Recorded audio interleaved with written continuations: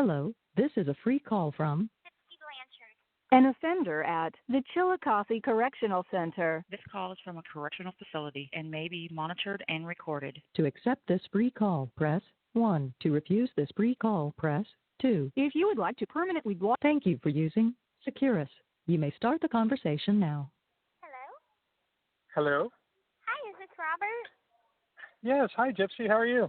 Hi, I'm doing good. I was talking to Mom earlier, and she said you guys were texting, so I was like, well, I had just sent him a letter, but might as well ask, I was like, do you want to talk on the phone? Because Oh, sure. I have tons of minutes, because I put like over 500 minutes on the phone, so I have a lot of minutes to talk. Well, your mom actually told me that you have to go at 7 so you can call your dad. Yeah, that's why I called you a bit early. Oh. So how are you? I'm doing good. Just a normal day. I go to school, so like I told you before. So I'm in class for 2 hours, and then I'm a dorm tender, so on my wing, and so I clean. Like it's janitorial services. And, okay. Yeah, and I get off at 4, and then I start at 3, and then work till 4, and then I start again at 6. And really, I do my job pretty quickly because they have like 4 dorm tenders on the wing. And so, it's not like I have the whole wing to myself. Now, if somebody was getting fired or something, then I'd have to do the whole wing by myself. But there's different people doing different things, so it doesn't take that long to work. Yeah. And then I'm free the rest of the time, so, yeah. Oh, really? So that's your only job? Yeah, as of right now, until I get that GED, because I want to do cosmetology, and I have to have a GED for that. And there are paid jobs where I have a paid job, but it's $7.50 a month. So it's not a very high paid job. Well, yeah. But if I was to do something like work release, when I get closer to leaving, then that's something I would want to do, because they take people out of the prison and have them work at like animal shelters or the golf course or something like that. And so I think they get paid $100-something a month. So it's a better paid job, but I'm just working to get this GED first. And then once I get that, I can do more things that I want to do. I'm kind of limited right now because of that. Oh, okay. Once I get that done, I'll be more productive in my day-to-day life. There's not much that goes on. Yeah. So when are you going to get your GED? I'm working on that. There's not really a set time for that. It's just it goes by my levels, and they have A level is advanced, and they want you to be all in A level for every subject, but not everybody is. And I'm pretty doggone close. I'm in A language, A reading, and now a D math. So if I could just up my math even just a little bit more, then I can take the pre-test, and then if I pass the pre-test, then I'll move on to do the high set test, and if I pass that, then I graduate. So and then I get okay. Yeah, Right it's on. like a bunch of hoops you have to jump through. Yeah, I can imagine. So do they give you the study books? They do. Like we have classrooms, and I'm in Miss Frisbee's class, and she's really sweet and she's encouraging, and and they have textbooks, study books, and we check them out to our housing unit. I think we're allowed to take back 2 textbooks, and then when we're studying for the pre-test, 3 textbooks. But I've been studying math for probably about 5 months straight. I'm not worried about doing reading and language, because if it was up to those subjects, I'd have my GED already. But but it's just that pesky math. So once I get that up, then I'll get it. And the strange I'm Go ahead. Oh no. I was gonna say that I'm right there with you. When I was your age, I sucked at math really bad. Yeah, it's a difficult subject, and I started from being like third grade math, and I mean I never went to public school, and I didn't have any formal schooling, and how I got so well at reading is just I read the Harry Potter books and kind of taught myself to read. And my mom helped me out like a little bit in the beginning when I was really young with like cats, hats, bats, that sort of thing, like first grade preschool level. Yeah. And then I just started sounding things out, and they're like, I'm not the best speller.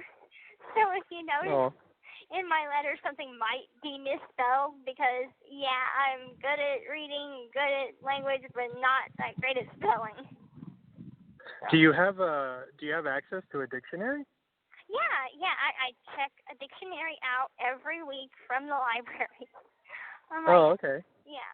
Because I'm like, I do word of the day for me and my roommate, and I just cool. I close my eyes and I pick a random word, and that'll be the word of the day, and we have to learn the meaning and everything, how to spell it. So it makes it a little better. That's wonderful. Yeah. As odd as it sounds, I'm a little better at typing on the computer. Things seem to be spelled more correctly than actually writing it. And I think that's just what I'm used to. Yeah, I mean, honestly, no one really writes letters anymore. It's kind of sad. Oh, it is sad. In here, it's like there's no internet access, so you're kind of taken back to when there was no internet, and so writing letters and phone calls is what we have. And you can also send me an email if you'd like. How to do that is accesscorrections.com. I personally don't know how to actually send one because I'm in here. But all my friends, send me emails and stuff. It's a little bit quicker than a letter. I prefer either one. I'm like, I could answer quicker with an email, but I prefer handwritten letters, so it doesn't really matter. Oh, okay. Yeah, I was really confused when your mom told me that. I was like, but she doesn't have a computer. Right. How could she use email? Right, they print them out for us, and they deliver it to us at mail time. And so that makes sense. It's just like a little printout of the email. So. Oh, cool. Yeah. Okay. Yeah, that's how that works. So I'm like. Well, I'm sure you get a ton of mail. I have been, especially after the documentary came out, but lately it's been slacking down. I don't write everybody back just because it's difficult with stamps and everything. And also it got a little overwhelming at first. Yeah, I can imagine. Yeah. I had like this whole bunk spread out, the whole table and everything spread out with letters, and I'm like, I need to write back people because I cannot write a short letter to save my life. I have to just tell people what's going on with me in detail and everything. I just can't keep it short. Time consuming. Well, I mean, that you have to perfect the art of the thank you letter. Right.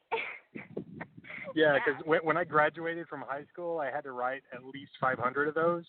Oh. And you just the trick is that you find one detail within the letter and focus on it, and then just say, thank you for your letter, and then kind of reference that. Yeah. And then keep it incredibly short, like a paragraph. But I mean, that's It's a good idea. For me, I go through I have to read the other person's letter and go through what they say in it to reply back as if I'd be talking on the phone or something. And so I have to go through it to remember what they said because I don't want to read it and be like, I forgot to, respond back to what this person said. So that, what happens if they ask a question or something. So, yeah. That's true. Yeah. It takes me time. And I know. I was like, I'm getting like 10 letters a day, and I only put out 4 a day, and I feel exhausted at the end of the day, like I wrote all these letters. But I'm like, I only wrote 4, man. Yeah. Well, you're going to be quite the wordsmith once you get out, No, Maybe so. Maybe so. And thank you so much for the book. Oh my God, it is like awesome. Like really. I thought you would love it. Yeah. Yeah, I love stuff like that. Like anything with information and anything with little factoids in it, I love. And like I was overwhelmed with books at first because you're only allowed 6. And so I sent some. Oh, like in yourself? Yeah, like 6 personal books. Now that doesn't include my Bible. So okay. Yeah. And so I sent some home with Mom and Dad, and the only one that I kept was yours. So I was like, this is the only one that I'm actually gonna read a lot and pick up, every night and stuff. So I'm gonna keep this one, and then I'll send the rest home, and I'll read them whenever I get home. So. Definitely. Oh, I'm so flattered. And wow. And thankfully I saved up enough money. I'm buying the typewriter come Friday. Awesome. Yes. Awesome. So I'm gonna start working on the book. I don't know what I'm gonna call it just yet. I don't have a title in mind. So I gotta kind of think about that one. But Mom said that she was gonna send me some things that she wrote down, just stuff that she remembers. About my mom and just their relationship and things like that, stories. Oh, okay. And so I can include that along with it.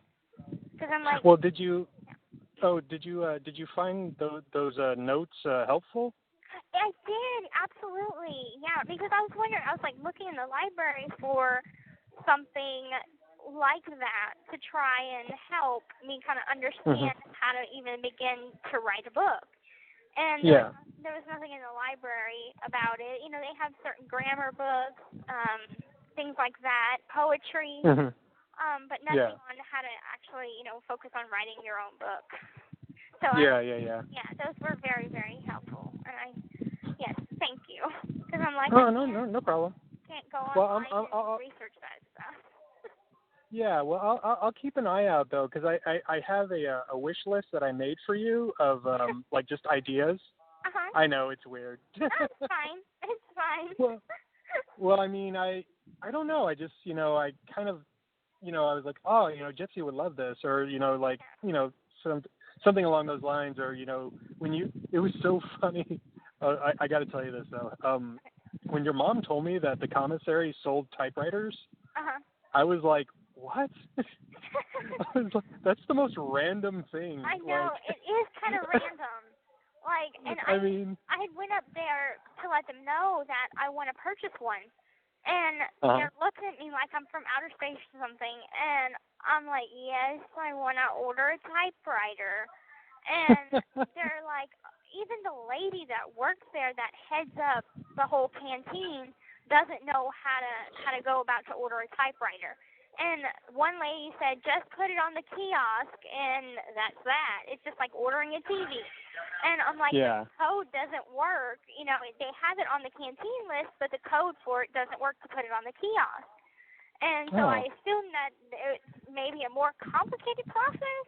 And she's like, let me get your name and your number, and I will call you up to canteen Friday to figure out the transaction. Oh. Like, okay, that's fine. Wow. Yeah, because I ordered my TV. I just put the code on the kiosk, and that worked. But I guess this is an more expensive item, should I say? And then even the I'm sure no one else has ordered one ever. I'm sure, like, they have a girl here that she's doing Life Without, and she has one. And, okay. So, I mean, for the lifers, they get one, just for, like, legal purposes or just to write letters and stuff. Yeah. But, like, the people that are only doing 6 months or whatever, they're not going to buy it. Yeah, obviously, yeah. Right. Is it electric or manual? I don't know the difference. Oh, well, electric is, you plug it in, kind of like your TV, but the manual one is the one with the sliding, those oldie typewriters? The old ones, Yeah, the old ones. No, this is the electric. This is the newer version. Oh, wow. Wow. Yeah, and it's see-through. Every appliance that we have is see-through. I was always curious about that. Why is that? I think maybe it's just so they can make sure that nothing is stored in them, like drugs or something. Because my radio, my CD player, my TV, just everything is see-through. And I'm like, this is a little weird, but you can best believe that I am taking that, I call it my invisible TV, my invisible TV home with me. I'm like, if this thing ever breaks and I have a garage sale, they're going to know I've been to prison. Oh, it's okay. Yeah.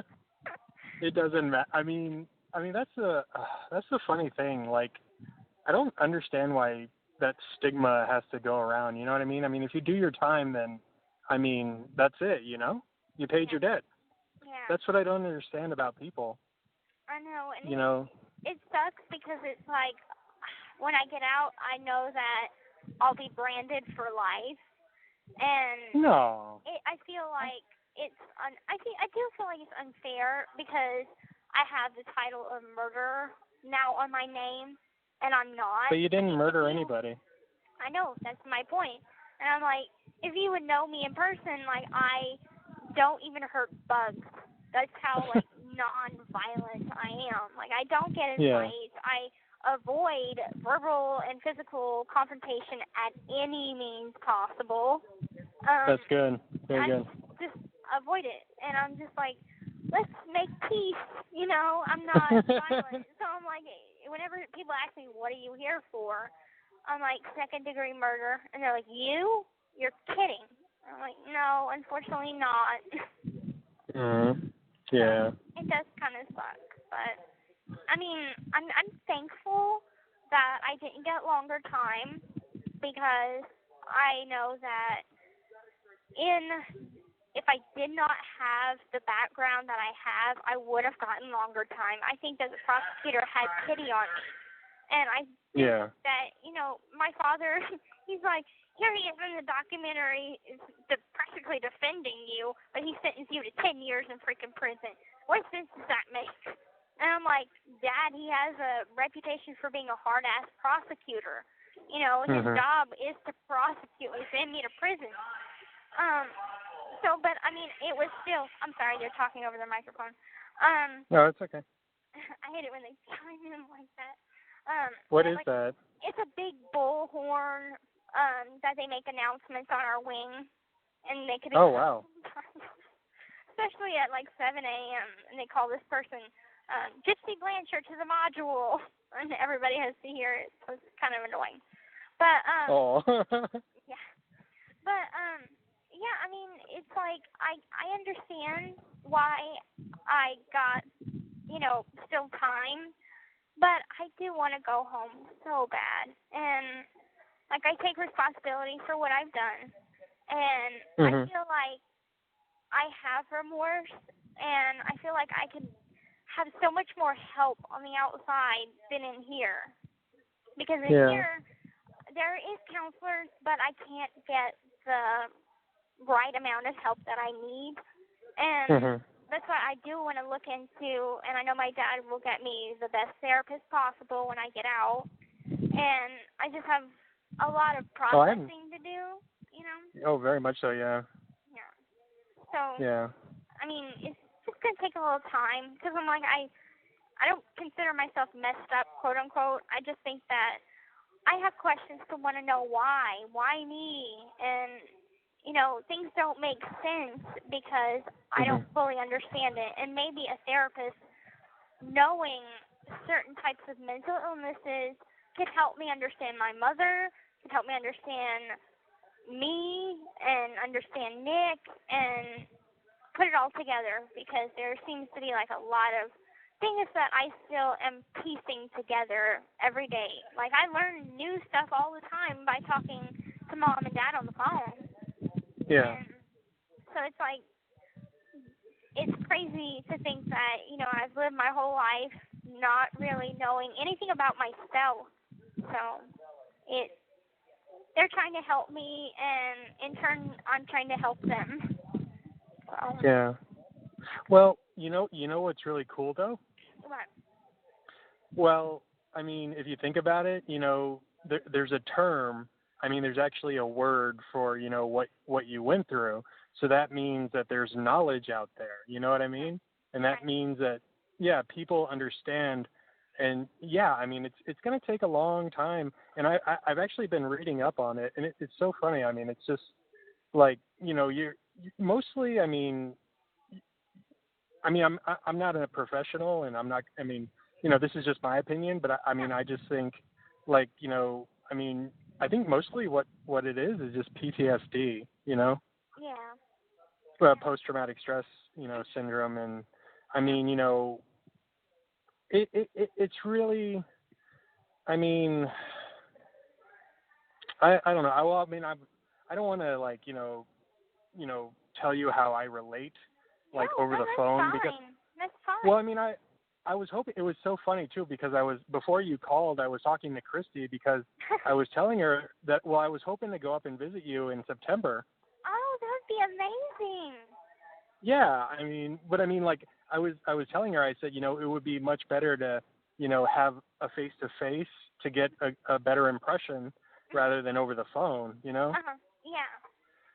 So, but you wanted to talk to me, and I'm like, oh, okay. Well, I was like, I had seen, because they have the information for visits posted up on our billboard. So I went up to the library, and I'm like, well, I could just print out some information. I don't know what kind of information they have on the website, but yeah. I printed out, like, the dress code. Mia almost got turned away because she had a teeny tiny hole in her jeans.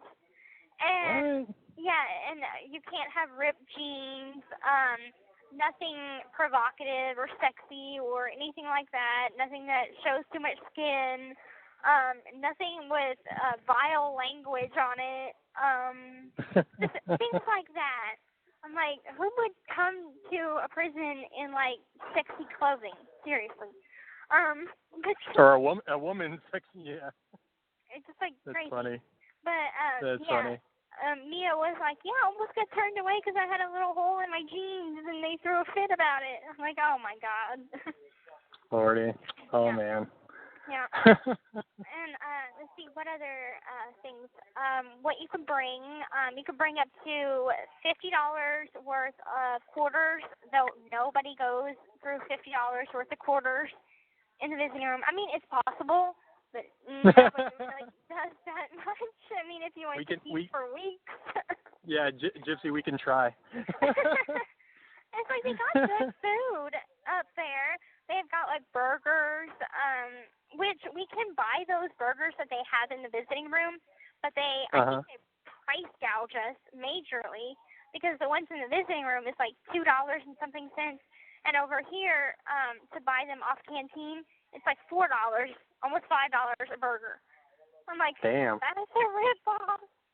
And so they got sandwiches and pizza, and then, of course, your normal vending machine food, soda pop and chips and snacks and stuff. Now, what's the difference between that and a food visit? Okay, so the food visit is where someone could bring in food for me, as long as it's in a plastic container. I was so close to having a food visit with Mom and Dad, but I had caught a violation, and I was almost clear of that violation. I was like a week shy of being 90 days violation-free whenever they came. So I'm like, next time, guys.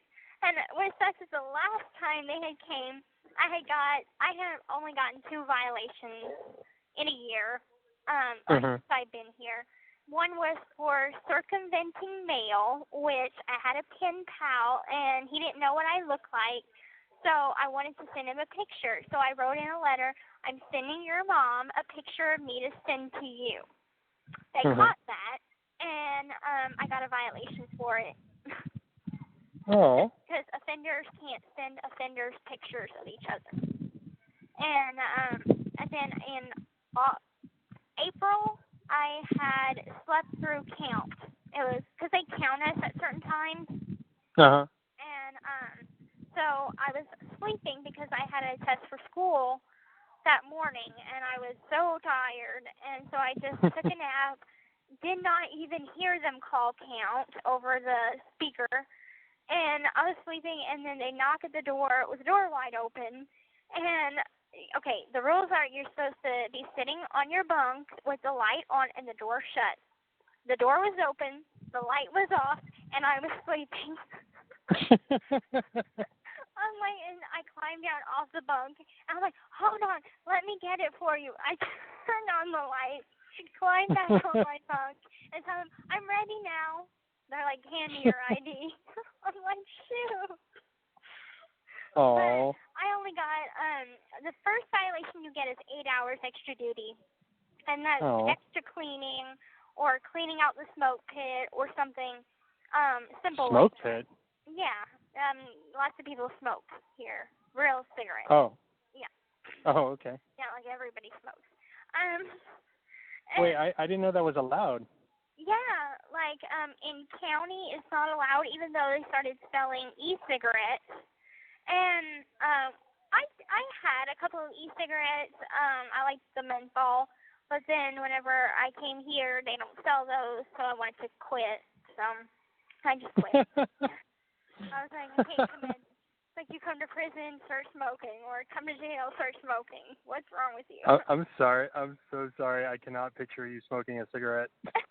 No, okay, listen.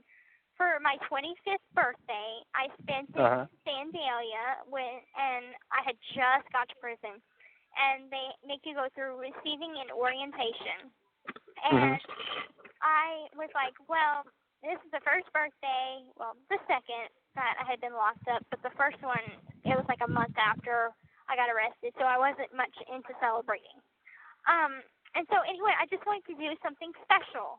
And I was like, well, I can't buy me an adult beverage like most people do when they turn 21, so I'm going to buy me a cigarette.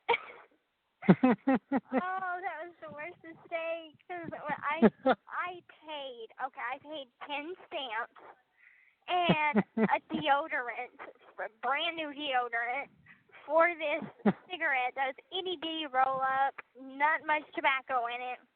And I take one drag, and I'm coughing my lungs out. I'm like, oh, that was stupid, but hey, it was fun to me, because I'm like, it's a new experience, memories. Yep. So, the new adult you. Right, exactly. You get to make dumb decisions. Yes, and I have made a couple while I've been here. I tried to do a jail tattoo while I was in county. What? Yeah, that didn't work out so well. Wait, on yourself or on someone else? On myself. Oh my God, what were you doing? They had a lot of girls come in with these 3 dots on their hand, and according to them, it stood for my crazy effed up life. And I was like, well, that seems fitting. So I took a comb pick and I sharpened it, and then we had ink pens. So I took the ink out of the ink pen and I just started dabbing my skin with it on my hand. And anyway, yeah, the ink stayed for like about 3 days, and then the ink fell off, and then it got infected. And now it's just 3 scars, 3 little dotted scars on my hands. Well, you better wait until you get out, because I'm sure Bobby can help you with that. Yeah, and I already discussed like what I want him to do. I want to get an anchor with Daddy's Girl on it. I don't know where I want to have it done at. I'm thinking maybe my ankle or something. And then I want to get a little bluebird, because I always reference myself as a little bluebird that was in an invisible cage. So I want to get that done somewhere. So I'm not going overboard and doing whole sleeved out or anything. No. You totally should. Home with piercings, purple hair and sleeved out. No. And think about it, no one will recognize you. That's a good point, but that's not exactly, that's just not me. Yeah. Oh. Like, maybe a little. Well, don't worry, though. Yeah. But, yeah. Well, don't worry, though. Just already talked about it with Bobby, and he said he's going to give me the family discount. So that means free. You better give me that tattoo free. So, yeah. Now, you should put the anchor on your arm, just like, that's buff shit right there. No. Just roll up your sleeve and just show it off. No. No, I'm not going for gangsta girl. Even though my roommates we have like a lot of fun in our room. Mm-hmm. Mostly because it's moi that's living with them, and I make light of everything, and rarely do we ever get into an argument or anything where the room is uncomfortable or anything. So it's usually always light and fluffy and happy, and we're playing games and stuff. And yesterday they were trying to come up with a rap song for me. Now, mind you, I don't listen to rap. I listen to country and rock and classical, things like that. Well, they started coming up with a name. G-Rose. It's my rap name. G-Rose. G-Rose. They're like, G-Rose. G-Rose is going to drop a rose on your grave before she leave you dead, or something like that. I'm like, oh, my God. G-Rose, that's funny. Yes. Yeah. You should name your gang that. Perhaps. Don't say that too loud. They'll be like, oh my God, she started a gang. Lock her up. Oh, I'm so sorry. I'm sorry. I forgot myself. I'm kidding. Yeah, this is my first time, so whoever's listening, I'm sorry. Oh, it's fine. I don't think they pay attention all that much. I think it's... Oh, okay. I mean, I think the way they say it's like, oh, everything's recorded, but I mean, I know it's recorded, but I don't think that they're on the other, in some room listening to every single word. So, yeah. If they do, they're going to be like, oh my God, Gypsy stays forever on the phone. Because me and Mom, we can spend hours talking on the phone about everything. That's good. Yeah. And I mean, I'm starting to get that way with Dad. But it's just been like really recently. And I guess we kind of hit a breakthrough, because one night I was talking to Mom on the phone, and he says that Mom's going to take a bath, and he just tells me, could I tell you something, but don't tell your mom? Oh. And I'm like, yeah, I mean, of course. And he's like, and this is where I was stressed out for a good week and a half, freaking out for a while. And so he tells me, I hope that me and Mom will still be together by the time you get out.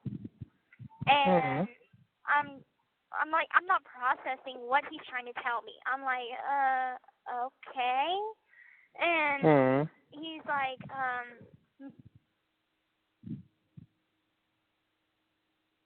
Gypsy? Gypsy? Gypsy?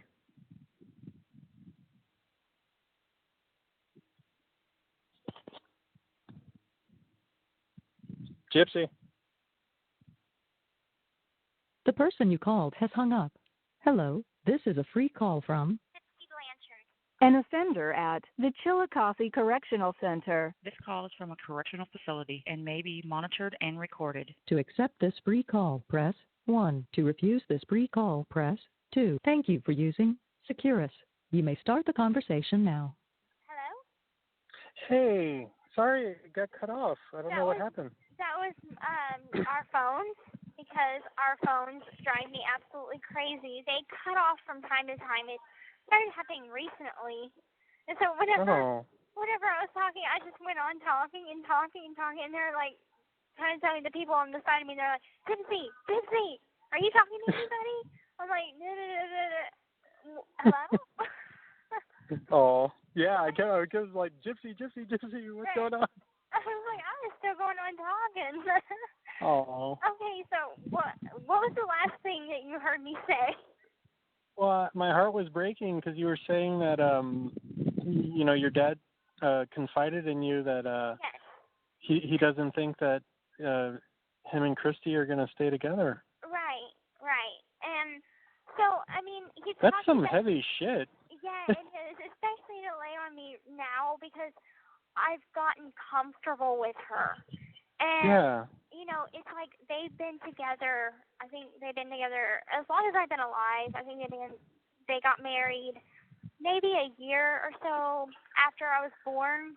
So they've been together and knowing each other for even longer than that. I think they went to school together. So they were already friends whenever they started, dating and everything.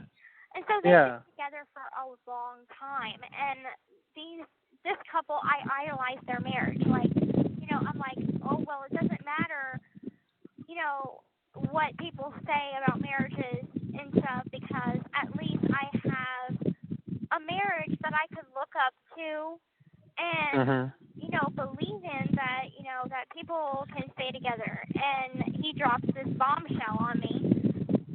And now it just freaks me out and I had to confide in him myself because I'm like, Dad, look, when you told me that, I wasn't processing it quite yet. And I wasn't myself for a couple days after that.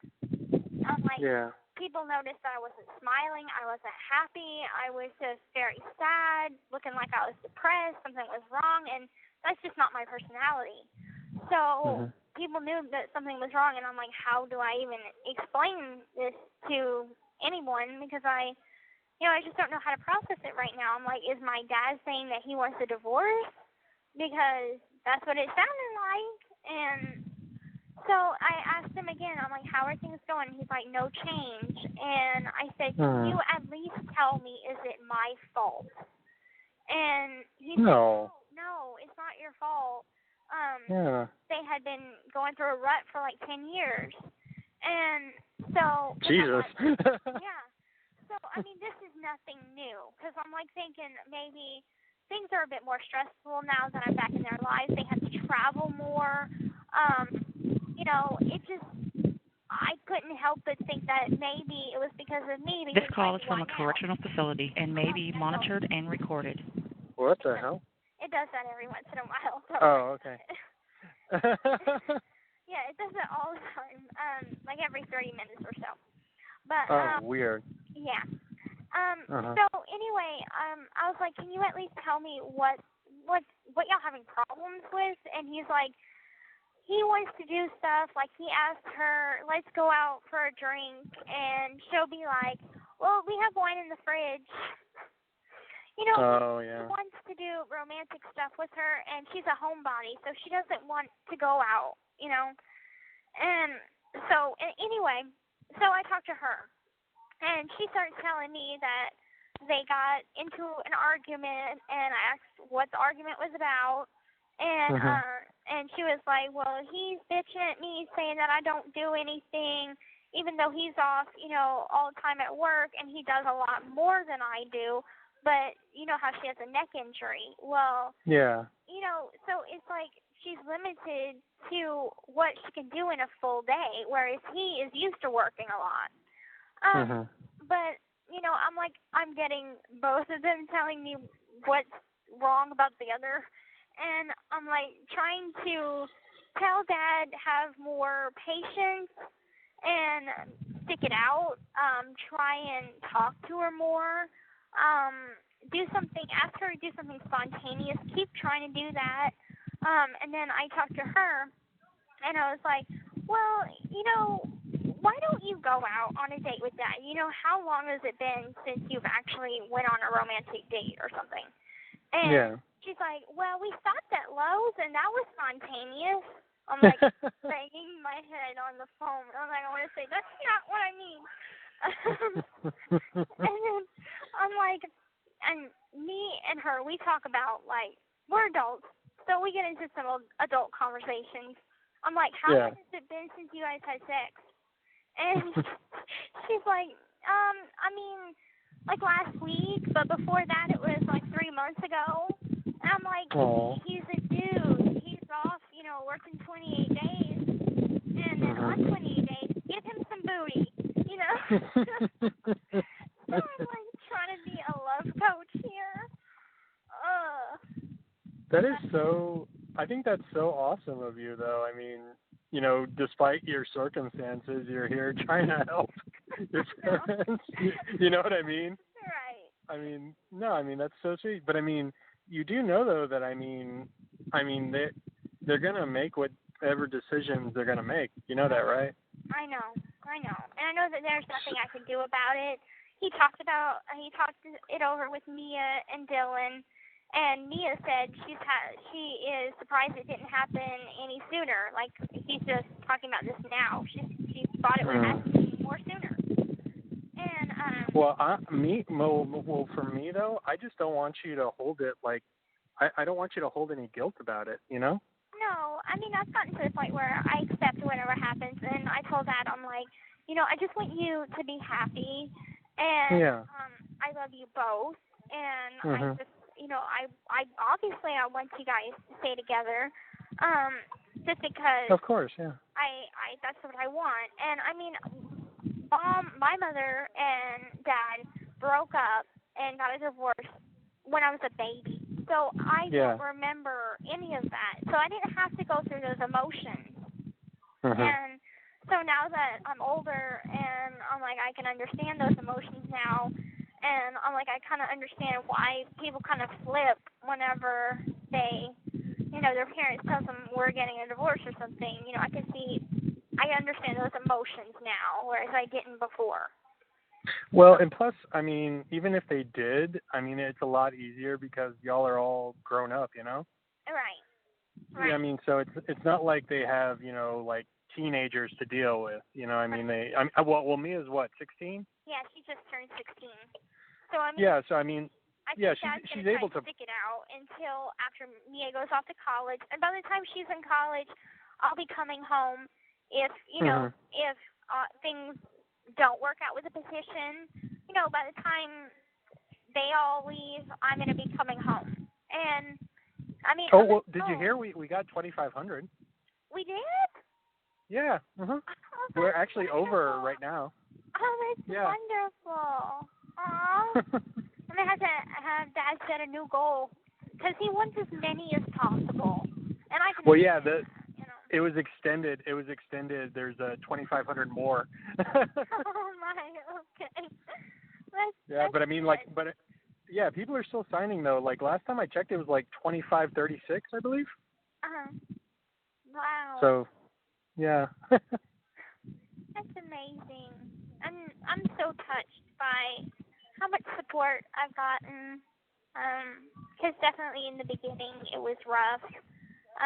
People just hating me for absolutely no reason. These are people that don't know me from Adam, but they want to judge. And I'm like, I can't stop that from happening. But after the documentary came out, I'm like, people could judge the situation based on them having, I'm not going to say every fact that exists, but a good portion of all of the facts. Well, yeah, I mean, like I told you in my letter, I mean, it's like, I mean, people are not willing to go deeper, They're not willing to kind of like, see the big picture. They just see, what they want to see. And it's funny because, well, I mean, a lot of people are hypocrites because it's like, try empathy for a second, Yeah. Try putting yourself in someone else's shoes and seeing how you would react in that situation, Right. And it's hard for people because I didn't grow up how other people did. So that's another big thing too, my understanding and their understanding is two different kinds of understanding. So, I mean, if you factor that into it, it's difficult for them to understand because they're like, well, why didn't you try to run away? Well, I did, and I got as far as cross town, and got brought back. So, I mean, I tried twice. So it's not like I didn't try the options out before. Yeah, yeah. But No, you don't need to convince me. I mean, it's victim blaming. That's essentially what it is. yeah. And you know what that is? I assume it's to blame somebody that just was trying to get out of that situation. Well, I mean, essentially what you just said was victim blaming. It's like, well, why didn't you run away? You know what I mean? Right. It's yeah. like, it's not as easy, and it's kind of like people who are in abusive relationships. Mhm. It's like, well, why don't you just leave? You know what I mean? It's like, life is not black and white like that. Right. And there are lots of shades of gray. And it's the same. Well, that's the thing though that I think a lot of people miss is that it's like, well, how can you do that to your mother and then claim that you love her still? And it's like, well, think about it. I mean, a parent's love is unconditional. Right. And you know what I mean? And then, I mean, if you think about it, a child's love is unconditional as well, because your parents are your first loves. You know what I mean? Like your father is your first love, and your mother is your first love. Even though, like, well, there's some weird psychology behind that. Like, boys love their mothers, and then girls love their dads. Hey, it's true. I mean, I've heard that whole psychology thing before. And so, yeah. Of course, for me, it didn't work out that way because I didn't go for somebody that was like my father. But I mean, well, I think it was just an escape. I mean, is that how you felt? To be honest, like my roommates and I, we have talked about it, and they've seen like a picture of Nick, and they've heard how he is through various sources, and they're like, Gypsy, what were you thinking? Like, that didn't raise a red flag for you?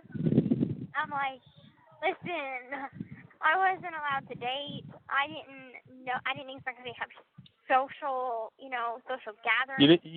You didn't know what a red flag was. Right, exactly. And so it's like Mike, my attorney, attorney turned friend, told me whenever I was going through my case, he's like, how could you see the red flags whenever all you know is in this little box, and the red flags are outside of the box? So it's like, how could you see the red flags if you're inside the box, and all you know is inside the box? And so I'm like, yeah, there was weird things, but I lived with also a weird mother. So, and they were similar, and I think that's what made it easy to transition. And because it's like, I know that there has been media sources saying that I was into Wicca or whatever. That's not true. Really? I never read that. Yeah, in one of the newsleader articles, Nick had said that I put a binding Wicca love spell on him. And so, and I'm like, what the fuck? I'm sorry, that's kind of hilarious. And so, it's kind of obvious that he doesn't understand what Wicca is, and that's just what makes it hilarious. Sorry. And so I'm like, to people who read that, I'm like, no, that didn't happen. However, I confided in him by telling him that my mom used to always say that she had like powers, like psychic powers, and that she was a witch. And so, I had told him that, and in turn, he told me that he's part vampire and a bunch of other bullshit that was all lies. Of course, I didn't know that. I was like, oh, you're a vampire. Oh, that's so cool. You're such an idiot. So. Well, I don't think you were. Can I tell you something, Gypsy? Yeah. I mean, it's 7:00 though. I don't know if you have to go. Oh no, my dad leaves at midnight, so I still have time to call. Okay. The reason that I became really, really interested in you, and I'm not trying to be like creepy or anything like that, but well, I mean, I was in when I was about 17, I was in an online relationship as well for about 4 years, and it turned really destructive as well. And to be perfectly honest with you, I mean, if things had turned differently, I mean, I think you and I could have switched places. So that's why I kind of like, you know, felt so deeply for you. And that's why I kind of, you know, I want to kind of, what? Yeah, of course. Yeah. Well, that, and I mean, I also have a very, very overprotective mother. Oh, okay. And overprotective father. So, okay. Yeah, I mean, nowhere near the extent that you experience. You know, I'm not trying to. Right. Yeah, I'm not trying to. to. Overprotective parents out there, I completely understand. Yeah, well, I mean, no, to the point where, I mean, it's just ridiculous. But, and I'm 33 right now, and it's, you know, I just can't believe them. But they're so in denial. It's so strange to me. But anyway, no, I'm not trying to diminish your experience at all, but I was just trying to explain to you, like, I mean, where I'm coming from, you know what I mean? So you're kind of like, who's this creepy guy? You know? No. Come out of the woodwork. No, trust me. If I would have thought you were creepy, I wouldn't have wrote you back or called you or anything. So That's true. Ask Mom about this. All right, so there's this guy. He's from Kansas City, and he's 55, and he wrote me after seeing the documentary. Okay. And, like, I generally was writing thank you notes. I guess he took that as I'm single, like a dating sort of opportunity or something, because he thought, whenever we were, like, just talking and, like, writing each other, like, he asked me what my favorite things are. Okay, that's, you know, fine. I don't mind telling people my favorite food or some stuff like that, okay? But then things started to get a little creepy. Like, he's like, I hope we can be friends. I really hope we can be friends. Oh, by the way, I looked up where your dad stays, and there's not that much that's there in Chillicothe and stuff like that. I'm like, you looked up where my dad stays? That's creepy. What? And then my roommate, sometimes she'll read my mail. Like, I'll be like, hey, this was nice that someone sent. But then whenever I'm like, Becky, does this seem a little bit stalkerish? She read it and she's like, oh my God, don't write this guy back. And so I stopped writing him. And I only wrote him like 2 letters, okay? Well, he writes me back 4 more that says, why aren't you writing me? You mean so much to me, and I'm going to miss what could have been. I'm like, dude, I wrote you 1 letter. Like, what is going on right now? So, yeah, so I told Mom about it. I'm like, if he's on Facebook, block him, because he's stalking you guys, wondering where you guys stay and stuff. Oh, my God. Yeah, so trust me, if I would have thought you were creepy, I would have not responded. Well, that's comforting. Yeah. Oh, my God, I cannot believe you have to deal with that crap. Yeah, but, I mean, if I don't want somebody's mail, I can always go back and talk to the caseworker about it, and they'll block whoever's mail so I won't get it, because that's what I had to do. Nick had contacted me in a form of his friend that went to prison, and he told his friend, hey, write my girl, she's in Chillicothe or whatever. And so his friend writes me, and it's basically saying that Nick does not hate me. He hopes that he could be in communication with me whenever he goes to prison. He has a lot on his plate right now, but he hopes we could be in contact. So first thing I do, I run downstairs, and I call Mom. I'm like, he found me. He knows where I'm at. Like, oh, my God. You know, I knew it was going to happen at some point, but I didn't expect it to be this soon. And I say, get Mike on the phone, ask him what I should do. Because I don't want to write this person back and be like, I don't want to talk to Nick because I don't want anything to fall back on me. In case he brings it up to his attorney or something and be like, hey, we're writing each other. Because that would, I've worked so freaking hard to get past falling back into believing his manipulations. Yeah. So I was like, I don't want to fall back. If it was the old me, and it was probably about a month or so after my case or during my case or whatever, I would have jumped on that. I would have been like, yeah, I'm writing you, and I still love you, blah, blah, blah. No, that's not me anymore. And, he doesn't know that we're not together anymore, but I know that, and everybody that is around me knows that. So whenever he does figure that out, he's going to get the shock of his life, and I think he's going to go ballistic. Because, he threatened to kill me in county. Nick did? Yeah. Like, he was sending messages telling different people to tell Gypsy, like, telling his bunkie that, yeah, I'm going to kill Gypsy. And, he threatened to kill me before to my face. I did not even see that as a red flag. That's bad. Wow. Yeah. So, it was a very, like you were in, a very destructive, bad relationship. Yeah. And a lot of people are like, well, why didn't you just close the computer or block him? And I'm like, you don't understand. My heart is attached. I can't just block my own heart, So. Well, time, what's really good though, what you have though, the advantage is that you have awareness, Right.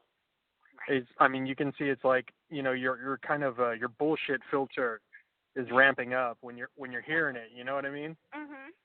And you're just like bullshit, flying through the screen, and you're just like, okay. And you can just, what's cool though is that if you exercise that and you pay more attention, you can just brush that shit off, you know what I mean? Right. And I have the hardest time with, standing up for myself.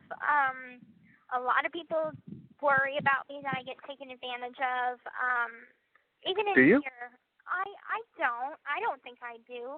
But a lot of people that I run with and are around me say that I do. Just because it used to be a lot worse, okay? People used to be like, can I get a cup of coffee? I used to give them a whole bag. Just things like that.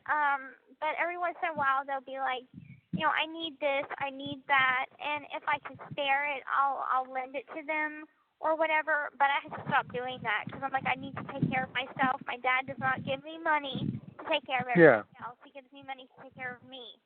And it just breaks your heart whenever you see someone and they don't have anything. They don't have a support system like I do. And so it breaks your heart. And I want to help people, but at the same time, when Dad's away and his, computer or whatever, his Wi-Fi is not working that great, he can't put any money on if I need it at the drop of a hat. So that's why I got to take care of myself rather than take care of everybody else. Yeah, most definitely. That's essential, you know what I mean? It's like on the airplane where they tell you to put your mask on first, Right. Yeah. So, you have to help yourself before you help other people. Yeah.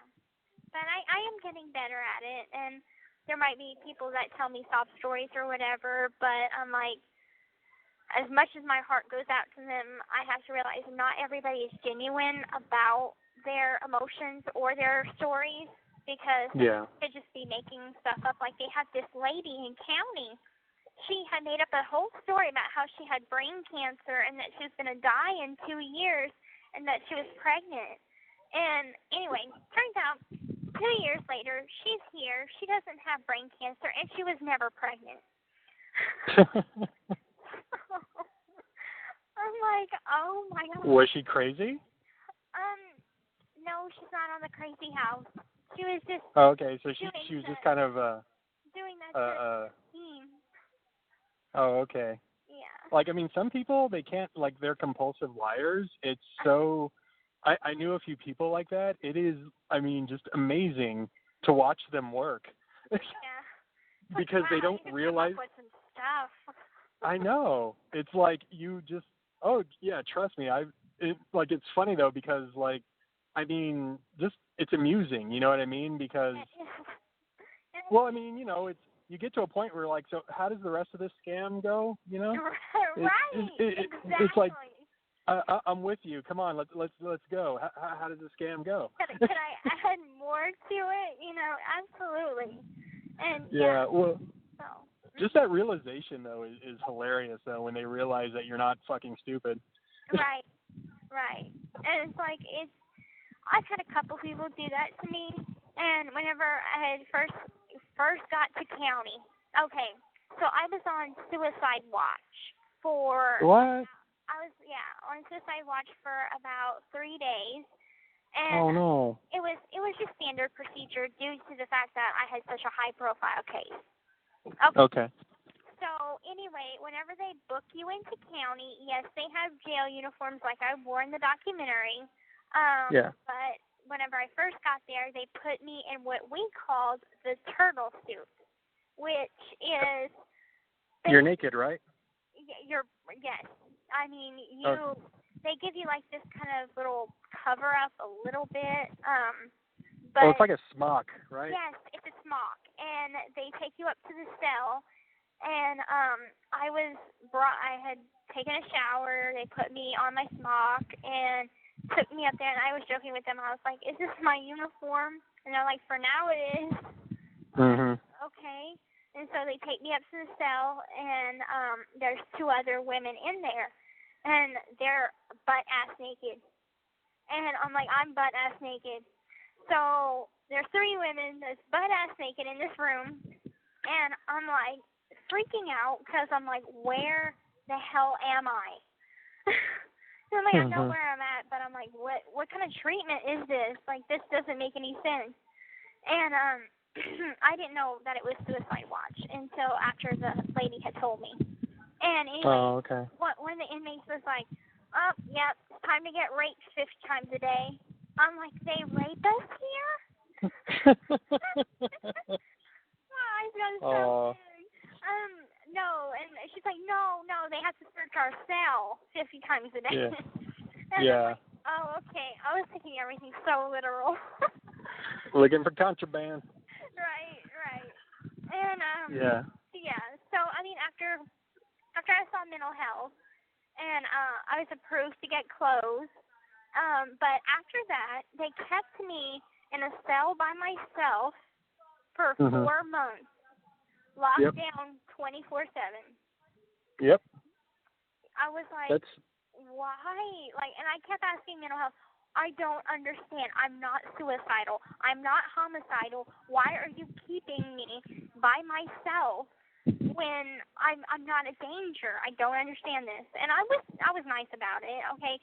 But I was getting to the point where I was cracking, because once they did put me with somebody, it was this lady that she wasn't all there, and she would play with her poop in the toilet and like smeared on walls and stuff like this. So. Oh my God. Yeah, I was ready to crack, and so. Well, you do. Did they tell you why?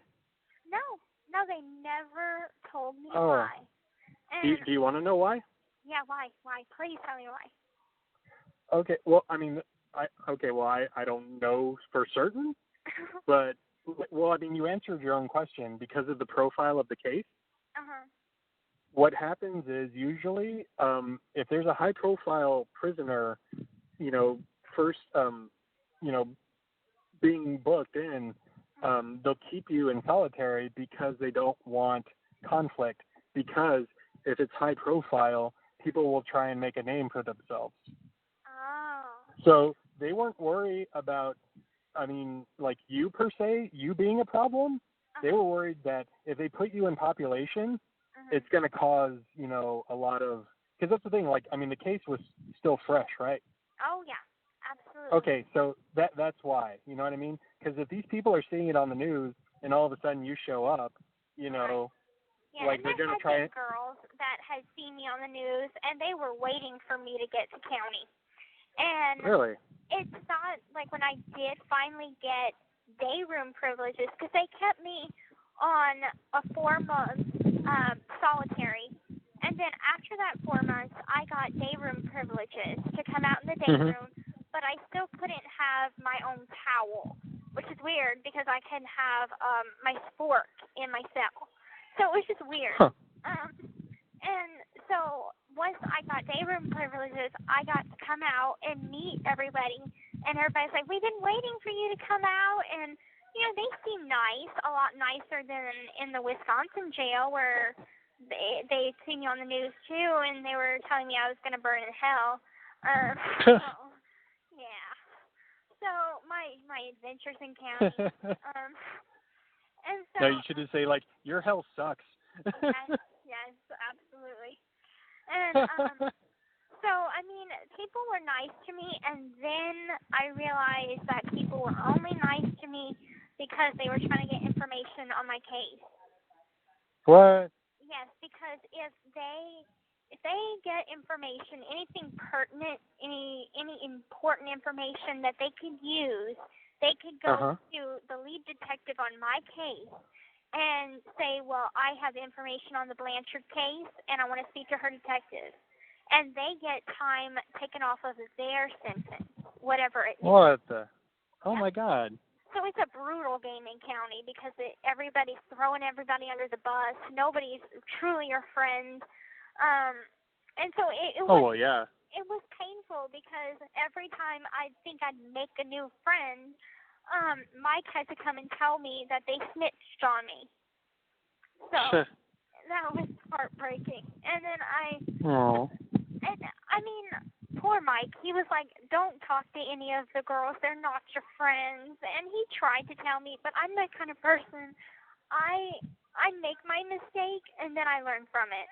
If you tell me, don't touch the fire, I'm still going to touch the fire. But after I get my hand burned, I know not to touch the fire. And I understand why you told me not to touch the fire. Yeah. So I'm just the kind of person that has to learn the hard way. No, yeah, that's totally fine, you know? So, I mean, yeah. Hey, I just really hope, though, I mean, you're such a sweetheart, by the way. Oh, thank you. Mom says that you're a sweetheart, too. She's like, oh, he is just so sweet. Oh, well, I don't, sorry, I'm really weird with compliments. I don't know how to take them, so I just giggle and act like an idiot. I am the same freaking way. Like, on the phone, I'm like petrified to talk on the phone sometimes to new people because I'll end up saying the stupidest stuff that whenever I get off the phone, I'll be like, why did I say that? That embarrassed me. And that was and then you obsess about it. Yes. Yes. I'm surprised I didn't say anything too awkward right now. So I'm like, I'm doing really, really good. Well, what I wanted to follow that up though with is that I mean, like I said, you're such a sweetheart. Just don't let that place harden you. You know. No, I won't. That's. I mean, I know people have taken advantage of you, but I mean, that's just, that's their crap, and they have to live with that, and it shouldn't never. It shouldn't affect, because you have such a big heart, Thanks. Yeah, I just have to kind of protect it sometimes. And oh, I know, and I mean, well, I mean, it makes sense though, because, I mean, I don't want to judge, whoever's there or anything like that, or like make you paranoid, but I mean, a lot of people, I mean, the majority of the people who go to prison are usually drug addicts. Yeah.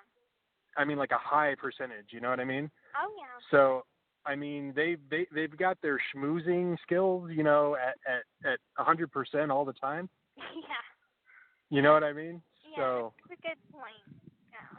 And I'm like... I mean, like, I totally get it. And I'm like, they're experts at this kind of stuff, and this is the kind of stuff they do on the outside. So and if they don't get it from me, they're going to get it from somebody else by doing the same tactic. So yeah, exactly. You know what I mean? Yeah. I evolve. Well, I mean, hey, but Gypsy, you know what? I mean, that's life. You know what I mean? It's like if you're not learning, you're not living. You know what I mean? True. And I mean, it's a lifelong trick you got there, girl. yeah. And I have generally a lot of learning to do, period. Because I wrote in my letter for my visit, Mia was telling me about how many times she's been drunk. And I'm like thinking, I've never been drunk. I've never had a drop of alcohol in my life. And my 16-year-old sister's getting wasted. I'm just like, oh my God, I haven't done anything in my life. Oh, don't worry. I'm sure your coming home party will be a rager. Oh, yeah. Yeah, I have no doubts. I talked to Mom about it, and I guess she has a friend that has like a fancy house or something, and so it's probably gonna be a block party. And nice. So it'll be good, and I think the only person that won't be invited is my Aunt Darla, and that's because she's not really supportive of me, and I mean, she's seen the documentary, and I past messages to her. She was odd. She was supportive in the beginning. Like, Bobby had made shirts, and they were some blue shirts, and they had little pictures of me or whatever. And she was wearing it in the beginning.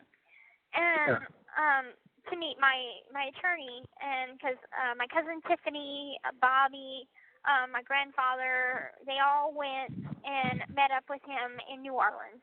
And they were wearing the shirts, and they all took a picture and sent it to me. Well, fast forward to now, she doesn't want anything to do with me. So I'm like, that's weird. And my mother's ashes are with my other aunt, my Aunt Claudia. And so she's more supportive. I'm not going to say that we haven't had ruffled feathers because her and Kristy have gotten into it a couple times just because they were like, well, you're just a stepmom and stuff like that. And I'm like, oh, man. It was about ready to go to blows. I'm like, calm down. Yeah, that's some cold. Down. And, yeah. Damn. Kind of crazy, even in my own family, the dynamic of who's supportive and who's not. And I told Dad, I'm like, the people that are supportive and the people that absolutely hate me, the fine line will be absolutely clear after this documentary. And so, I mean, it's just good to see who is there for me, to generally be there and care about me, and the ones who I can understand don't want anything to do with me. And I'm fine with that because I lived my whole life without these people, so it's not going to break my heart anymore. So that's honestly how I feel about it. Well, I mean, and plus, you finally have the opportunity to actually look forward. You know what I mean? Right. As opposed to, yes, it's good to value other people's opinions, but I mean, they're just that, opinions. You know what I mean? Like, right. It's like trying to change a person. I mean, that's not your responsibility, and that's not your place. Like, you can try and help, and you can offer your assistance, but I mean, you know the saying, like, you can lead a horse to water, but you can't make him drink. Yep. It's the same thing. You know what I mean? I mean, people are gonna take things, and that's the thing too. I mean, it just shows, like, if someone is easily swayed by someone else without, actually, like, either, going to the person and saying, like, hey, I heard this really suspect shit about you, and is it true, Right. As opposed to, like, actually, like, oh, it's like, that's gospel, you know what I mean? Like, that's, oh my God, and, like, that's what I don't understand about people. People are just so, well, then again, I mean, I didn't have a lot of friends growing up, so I was always on the outside looking at other people's behaviors. Yeah, I can relate. So, I mean, it's kind of like, why do people do that? I don't get it. I don't know. And it's like, even in here that happens because they have had women come up to me and think they know something about my case, and they try to confirm it with me like they had this woman. It took me totally off guard because here I am just talking with my friend, and this woman butts into our conversation and says, "Oh, you're that girl from Springfield, the one who killed her mom. Oh yeah, is it true that you had sex in her blood?" And What? yeah, and I said, "No. Who even told you that? Why would you think that?" And like it just took me by surprise because I'm like, I've heard some crazy stuff about my own case that's completely not true, but this one I think is a fake. That one and we chopped her body up and sent pieces of it to Alaska and Australia. It always started with an A. Arkansas and different places. And I'm like, no. So, I mean, well, you got to admire the imagination. Oh, I know. They're so creative. Oh, no, trust me. I had a friend, she worked in Jacksonville State Prison, and she would always show me, like, they would kind of, like, find these, like, poems and weird-ass songs, and she would tell me about them, and, oh, my God, we had the biggest laugh. Like, sure. What was that one, like, Bongo Butt Blues or something like that? Or, I don't know, but she would sing it, and it was just like, man, it's like these people have a lot of time on their hands. Right. They do have a lot of time on their hands here. I've heard one poem done. I actually really liked it. It was something, the 12 Days of Something. And it was freaking funny because each day was something different. Like, today we got kicked in by the police looking for contraband or something like that. It was, I was rolling on the floor. I'm not that creative per se. Because I'm like, things weren't always bad, so I do have good memories of my mother as well. And so yeah, of course. we came up with songs, and one of them was the 12 Days of Election that I always wanted to publish whenever there was an election because it was cute. It was like, on the first day of election, my president gave to me a better Social Security. And it just goes on and on and on. And for the 12th day, it's about world peace. World peace. Yeah. Oh, Lordy. Yeah. But I always wanted to sing that. I don't have it written down no more, so I'm going to have to write it down so I remember it. So whenever I get out, perhaps I can publish it after I publish the book. Maybe I'll be more well known that way. So. Well, did you in my letter though? Did you what do you think about getting in touch with Michelle? She just sent me an email that I got today. I'm gonna have to give her a call. Because did Mom tell you that they're wanting to do a mini series on Hulu? What? No. Yeah. Okay. So well, I don't know if I'm not supposed to tell anybody. I mean, the only people that do know are Mom, Dad, Bobby, people like that. But Michelle. Hey, your secrets are safe with me. Okay. Well, Michelle is in talks with Hulu. She's made a deal with Hulu to write a script to do a mini-series. Now, they're thinking it's going to be called The Act. It wouldn't be all based on me. I would just be the first season. And then there would be somebody else for the next season, assuming it continues. So I had to give her a call because she wants to know some details to fill her in on that. So.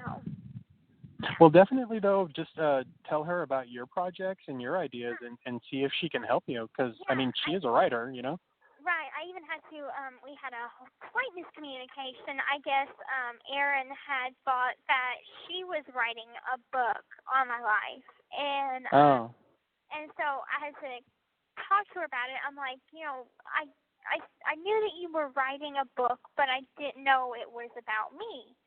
And I'm wanting to write a book. So it was kind of like, please don't put out a book because I'm trying to write my own book kind of thing. But in more polite words than that. So she was like, Well, no, I was wanting to, but then I changed my mind because we're going to, more focused on the mini-series, and I got a lot of other things going on. So she's not writing a book on me. But she did tell me I have a lot of good connections. So I will talk to her about that, about finding the right person to get in contact with. yeah, or even her, you know what I mean? I mean, just, Yeah. I mean, there are a lot of memoirs are written in conjunction with other people. Yeah. And I mean, like, even then, I mean, you can, write what you want. Like, let's say you get a chapter done and you send it to her and you say, like, is this good? What would you recommend? I mean, first thing though, I mean, and you could probably like sketch this out if you want to. I mean, just make connections in your mind. Like, just try and reflect and just say, like, where do you want to begin? You know what I mean? Right. Like, at what point do you want to, and you also, like, in that article I showed you, it's like, you kind of have to grab the audience right away. Right. So, just try and imagine, like, even you don't have to start at the beginning, you can start at the middle and then, come back, kind of in a half circle, you know what I mean? I mean, right. But I mean, it would be good though. Well, go ahead. I know that I'm not, like, I don't want to do my whole life because I still have a lot of life to live, so it's not necessarily a whole autobiography. Yeah, it's a memoir. Yeah, so I mean, one day I probably want to continue and tell more about my life after prison and when I'm home and everything. Yeah. So as for right now, I need to kind of figure out what time frame do I want to put out there right now. And I mean, probably a good time frame is I want to give a little bit backstory on my mother, and because I mean, she's my mother, so I mean that's where I came from. So I want to give a little backstory of how I come into the world and who brought me into the world. So I definitely want to do something with that. And well, you know what would work really well though? Huh. Well, I mean, if you just, like, start from the here and now and then, recollect from there. Yeah, that is a good idea too. Yeah. Well, just kicking it around. Yeah, there's some good ideas though, because I'm like, I have a lot of time on my hands, and when I'm not in school, I could work on the book. But I mean, I need to have a set idea before I start, typing or anything. Well, hey, start just jot down ideas. That's all you can do, and then take notes. Right, and I like to journal a lot, so yeah, it kind of helps me remember. I couldn't journal that much in county because, like I said, I couldn't talk that much about my case or anything. But I mean, I want to do something that it might look back on the things that I've been through, but also look forward. Yeah, of course. So, yeah, it's a project that's going to take some time, but I've got nothing but time, so it's fine. Well, I mean, if you think about it, I mean, it's only what, like, okay, you have 7 years left, so let's see, you'll be 32. 6.5? 6.5. Shit, that's yeah. Oh wow. No. That's nothing. I mean, it feels like I'm sure the monotony. It feels like forever. Yeah, I know. Oh. Especially well, when hopefully you're though. See your sister and your brother, and they're growing up so fast. But I mean, I've been down 2 years already, and yeah. I mean, the first year, yeah, that seemed like forever. I felt like that seemed like 10 years together. Just because I was in county, I wasn't doing anything. I wasn't doing anything productive with my time. So it seemed like it drug on forever. Yeah. But the past year in prison has just flown by. I'm like, oh my goodness. It just seems like yesterday that I was in Vandalia going through R&O. And that was a year ago. So flying by. Like, I can kick it here a couple years if I have to. Yeah. And I mean, I was talking. I was talking to Kristy. Oh, sorry. Oh no, go ahead. Fine. Oh, okay. Well, no, I was just like, it was so interesting because I was talking to Kristy and I was, I mean, in my letter I was saying about, like, is it possible for you to get a transfer so you can be closer to them? But Kristy was like, hell no. Right.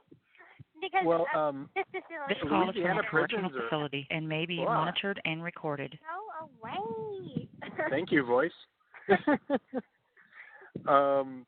No, because apparently, like, and it was funny too because I read up after we had that conversation. Like, I mean, Louisiana still has chain gangs. That's fucked up. What? Yeah, Louisiana, like, they actually they have a magistrate. And I mean, it is ridiculous, like, for-profit prison that, oh my goodness. But yeah, they still have chain gangs. That is terrible. Oh, that is sad. Wow. Yeah. And I was like, okay, yeah, she's good where she is. Right, yeah, absolutely. Because I'm like, it's a clean facility. I get to go outside. We have a track. We have a sand volleyball court. It's, I'm not good at sports, but I do try it every once in a while just to have fun, but I'm just not into sports. I'm just not that sporty. No, I spend my time in the library, not so much on doing sports. But it is a good facility, even from Vandalia, which is our other Missouri prison for women. And there's only 2 in the state of Missouri for women, but there's tons for men. Like, there's Camden, there's Licking, there's just so many other prisons for guys. I'm like, they need to open up maybe another women's prison to help with the population. But in the first prison, they have what they call controlled movement. So they tell us, okay, it's, say, 6 o'clock. You have 30 minutes to get to where you need to get to before our movement closes again, and then you have to wait for another 30 minutes to pass by till you can move again. And, what? Yeah, so I was happy because Chillicothe is free movement. We can go anywhere, anytime we want, as long as the yard is open and we have the clearance. We're like, okay, yeah, yard's open, go do what you want. So I prefer this prison a lot better, and I was terrified to come here because I'm like, I got used to Vandalia, even though I only spent a month there, but I'm a person, I don't like change. Once I settle down, I kind of want to stay there a little bit as far as a home is concerned. But I was like, well, I'll give it a try, and if I don't like Chillicothe, I'll put in for a transfer back to Vandalia. And I came here, and I was like, oh, my God, I love it so much better. It looks like a total little itty-bitty Alcatraz, but it's so much more freedom. Fine. Well, like, you're minimum security, right? Right. I mean, right now, Oh, okay. I'm a medium security just because I have 5 years or more still left on my sentence. When I got to Australia, they do a whole, they grill you about some stuff. They're like asking you anything but your underwear size.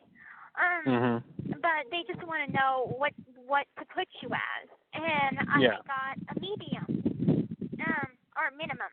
And then they had bumped me up to a medium because of the time that I had left.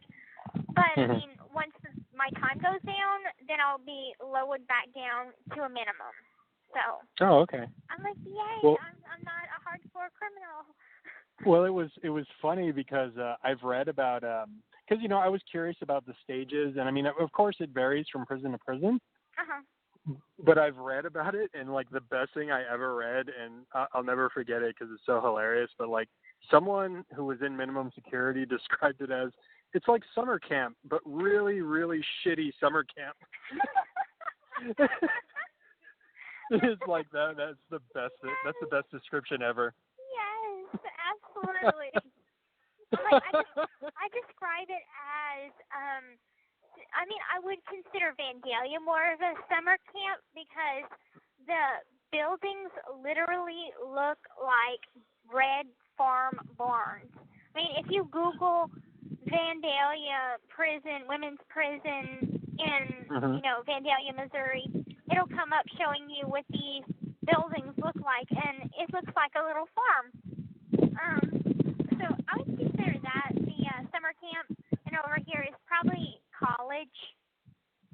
Oh, okay. if I would have ever went to college, maybe this would be like an all-girls, all-women's college. Well, that's how they describe it. I actually looked up some information. I was bored one day.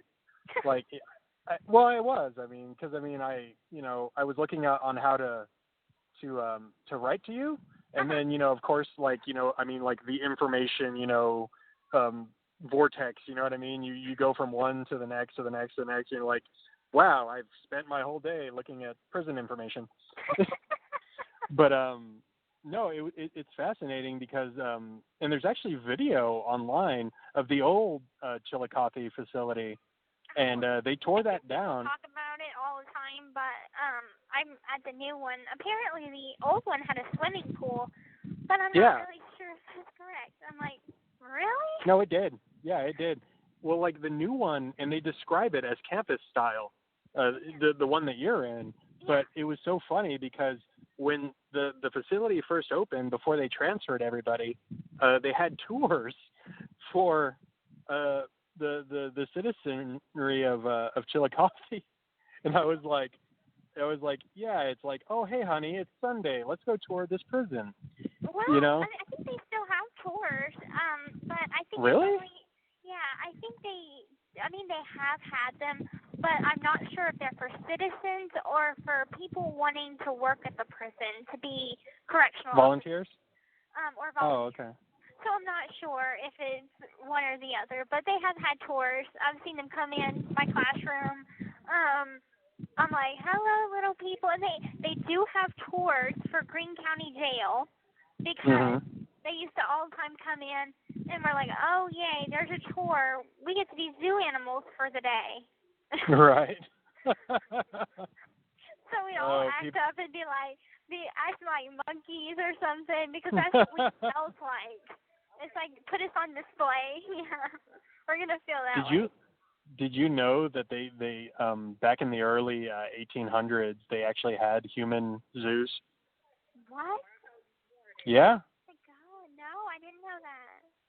And oh my God, the pictures are just horrific. But yeah, basically like they would go and kidnap people from other continents and put them on display. And it's almost the same concept as like a freak show, Yeah. Yeah. Wow. But yeah, human zoos so trust me, it's not a new concept. And yeah, it is, but I mean, like, it's funny that you can laugh about it, Right, because I mean, in county, it was such a close, tight space. You don't have the type of freedom that you have here, so you literally feel like you are a caged animal.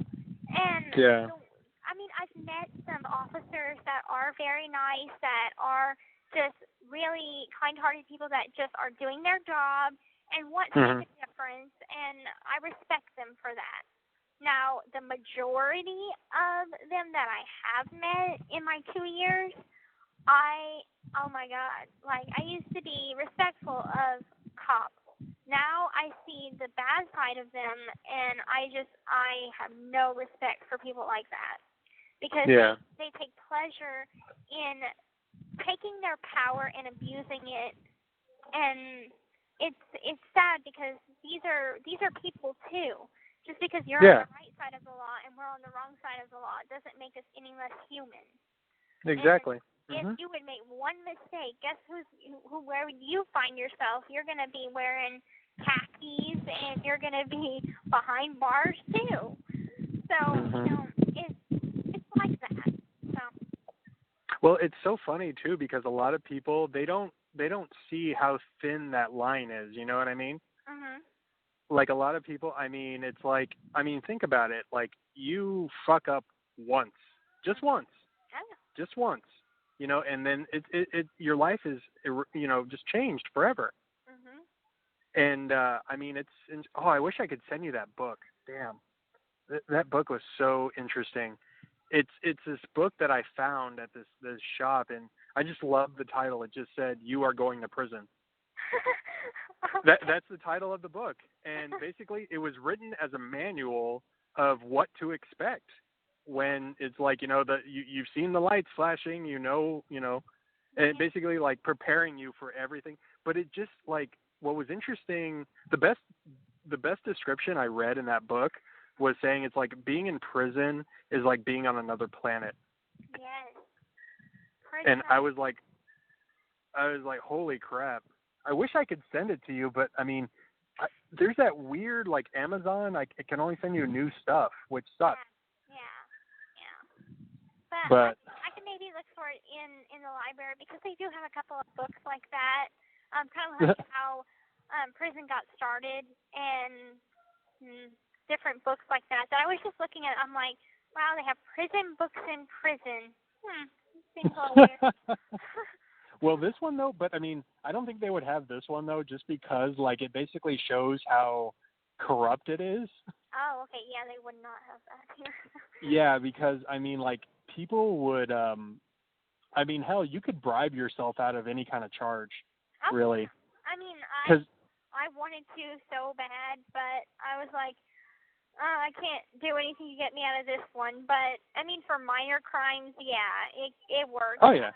I've heard of many stories that they've bribed different guards and they have slipped out of jail or whatever. They had this one incident that happened in Greene County, and it was more of a sexual assault, if you want to even call it that, incident that had happened where a guard had got a blowjob from one of the inmates, and she had extorted him for cigarettes and money and stuff. And anyway, they ended up getting found out. He had to have his wife bail him out. Oh. Imagine that. Well, needless to say, he got fired, and that inmate was labeled not so nice things for the rest of her time. Well, why did she? I mean, she obviously took advantage, and I mean, you know, it's good on her, man. I think the other inmates were probably jealous, you know. Oh yeah. They're like, damn, that was my opportunity. Yeah. I mean, hell, you know, it's like shit, free cigarettes, free whatever, you know what I mean? Right. I mean, right. Yeah. That is. Into that. Makes you want to just ask that guy. It's like, was it worth it? Right. Yeah. I don't think it's worth it because I think he lost his marriage over that. But exactly. I mean, he went down legendary style in that jail. Shit. Yeah. I don't know. He's lucky he didn't get his ass in a sling though. True. Because they take that very, very seriously. Like, well, I mean, but that's the thing. See, it's hard to gauge because every facility is different. Yeah. You know, it's like, I mean, here in Texas, oh my God, don't even fucking try it. I mean, they'll say you committed suicide by shooting yourself in the back of the head twice, and you know, and like, well, I'm just saying, it's like, you know, our counties are really like, I mean, we have mostly where I live, it's Williamson and Travis. In Travis, you don't fuck around in Travis. Okay. Like, yeah, they don't. Well, I mean, I don't know if you're ever going to be in Austin, but. I mean, I want to travel. So, I mean, there's no place that is off the map for me when I get out. So. Definitely. Yeah. Awesome. Yeah, I know. Well, I know though that like once you're out, like when you get out on parole, you're going to be. I mean, I'm assuming you're going to be in Louisiana, right? Yeah. I'm home planning to mom and dad's until I get enough money and figure out where I want to live. I know I don't want to live far from them. Yeah. So just kind of figure out where I want to make roots and settle down. Yeah, definitely. But yeah, I'll still have, I think, probably about a year, maybe 2 years left on parole. Yeah. So, I mean, if I want to travel somewhere or go somewhere, I'll have a probation and parole officer, and I just have to ask for permission for almost everything, but it's fine. Well, I don't think. Oh, yeah, no, trust me. I've had friends who are on parole, and it is a pain in the ass because, well, I mean, you actually have to like I don't know if it's different. See, that's the thing too. Like because like it was so funny. Kristy told me today that the money that because I was curious. I mean, I hope this isn't sensitive for you. I mean, please tell me if if it gets too kind of I don't want to offend you, but it's fine. I'm a very understanding person.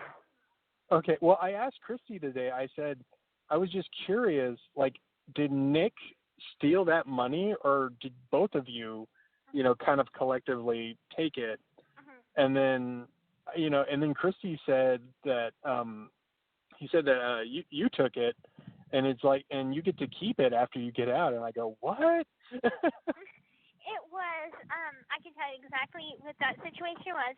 My father was sending my mother money for child support. Yeah, the child support, yeah. To take care of me, even after I turned 18, which I didn't even know how old I was, so beside the point. Yeah. So my mother was taking out money and putting it in a pouch, like a little bank pouch. And Yeah. Anyway, she had put up quite a bit in there. And then whenever she had just bought a new vehicle. And I love this kind of vehicle because it's so freaking adorable. It was a Nissan Cube. The Cube. Love yeah. it. I love how they have little disco lights at the bottom. It's so awesome. Disco lights? Really? Yeah, they have like some disco lights on the floorboard. It's cool. And nice. so anyway, we had $10,000 in there. She took out $5,000 for a down payment on the vehicle, and they still had about like $4,000, $5,000 left in there. And Mom had said put it in because we slept in the same bed together. I never slept in my own room. Even though I had a room, I slept with her. So I had my bedside table and she had hers. Well, she said put it in my bedside table drawer, and that's what I did. And anyway, the night of, Nick asked me where the money is. I tell him where it's at. He goes in her room. He gets it out the drawer and takes it back out to me. We put it in our suitcase, and then we leave. So, I mean, you can kind of judge for yourself whether it was him or it was me that took the money. Well, I mean, obviously that was part of the plan for him, so. Correct. Yeah. Because he broached the subject, so. Yeah. It was him. Well, I was just curious though, like, and then when your mom told me that you get to keep it, I go, man, things work different in Missouri. Because in Texas, they have no qualms about. I'm dead serious. Like they'll, if you have a large sum of money, they have no qualms about taking it. If you have a nice vehicle, they have no qualms about taking it from you. That's terrible. Oh my. Yeah. Oh. Well, so I was like, that's awesome. Yeah, because I was like, that was my money. I mean, once he gave it to her for me, that is my money. And so I was like, I had to ask my attorney a bunch of times, like, I don't know how this works. Well, because my mother passed down a family heirloom. It was, my mother lived some time in her childhood in Brazil. Because my grandfather worked for the Brazilian government in oil research whenever she was little. Okay. Oh, so wow. They came back to the United States and brought back, smuggled, should I say, some jewels. And so each child, my mother was the youngest of 6, got to have their own jewel. And she had a smoky topaz. And she got it made into a ring, and my grandmother also had one. Well, she had my grandmother's one. And so my grandmother passed it to my mom, who passed it down to me. And so obviously I did not want to leave it behind, so I took it with me. And so I was like, I don't even care about the money. I don't care about the computer. I care about the ring because that means that's sentimental to me. So that's what means the most to me. Well, wait. Was it processed? I don't know. I mean, it was. I mean, it was on you, right? Yeah. I mean, it was in my suitcase. Oh, okay. So your suitcase was still at Nick's, though, right? Yeah. Yeah. Oh. So my backpack. Did they take it? yeah, I mean, they took all that for evidence. So they took all of our stuff that was, at his house into evidence. Okay. Okay. And so I'm like, I don't know if I would get it back. And then I asked Mike about it, and he's like, yeah, it is yours. And then once it's no longer evidence, once Nick has his trial, it'll be over, and you can release that stuff to your dad. And I was like, okay, good. Yeah. Yeah, I think that's how it works. Although with evidence, though, I think there's I don't know for certain. You might want to ask Mike next time you talk to him. But I think there's a certain amount of time, though, after the trial that it has to remain in case, like, let's say there's a mishap or some new evidence comes to light, Right. Something I seriously doubt will happen, but I know they have to keep it for a certain amount of time after the trial. Right. So, and Nick's trial is not until December. Right, December 11th, which I had asked Mike, I'm like, do I have to be called to testify? And he said, it's very highly unlikely. I thought it wasn't going to happen, period. I'm not going to say it's out of the question. It's just unlikely. So, okay. Because it wasn't part of my plea agreement, but if the prosecutor or his attorney wanted me to take the stand, I'd have no choice. Really? Yeah, and I'd have to go back to county, and they'd keep me just for the weekend or what day they wanted me there for, and then they'd ship me back here. So, and I'm like, oh, God, I hope I don't have to do that, because I'm like, that would be uprooting me. I'd lose my job. I'm like, thinking of everything that I have here. I'm like, I'd lose my job. They'd have to pack out my room. I might not even be in the same room with the roommates that I like. So I'm like, I just hope that I don't have to uproot my whole life for that. And Mike's like, no, I don't think that they want to do that.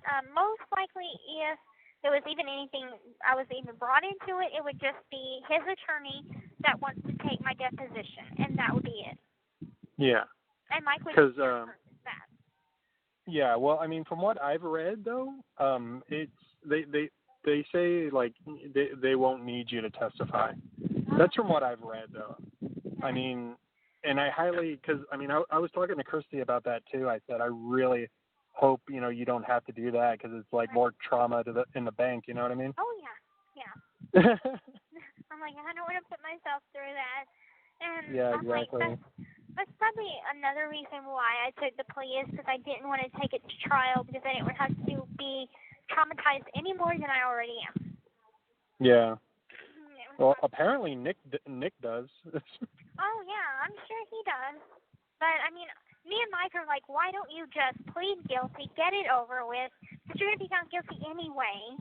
Why not get it out of the way? It's dragging it on. If I had to spend any more time in county, I would go crazy. Yeah. So, I mean, it's inevitable what's going to happen. I mean, they have such hard evidence on him, and he doesn't show remorse. Like, even whenever we spent 3 days on the run, I was crying. I know they have video of me, in the documentary, playing around and stuff, but at the same token, I had times where I would just break down and cry. Whereas he always just seems stone-faced. There was no emotion. And even in his interviews, no emotion. And I'm like, how could you not have emotion? How does this not bother you? And so I'm like, I don't know. I mean, clearly, I don't think he's crazy. I just think that he's a manipulative mastermind. Well, I mean, if it's true, see, that was the interesting thing. I mean, again, I mean, if this is too much for you or something like that, if I don't want to touch a nerve, you know what I mean? Fine. Okay, I'm sorry. I'm trying to be considerate. I'm just like. I know you are. It's fine. I'd rather people ask questions. Like, I'd rather you ask a question than wonder, Well, here's the thing, though. I've met lots of people like Nick in my life, so I can kind of get a gauge on him, and like, well, I mean, from I mean, the information I have, I mean, I've met lots of people with Asperger's, and they can come off as sociopathic, like, just completely, like, I mean, basically, like, their mind is like a computer, you know what I mean? Yeah. It's very black and white, there's no consideration. Basically, like, a human being to them is as interesting as a cardboard box, you know what I mean? Yeah.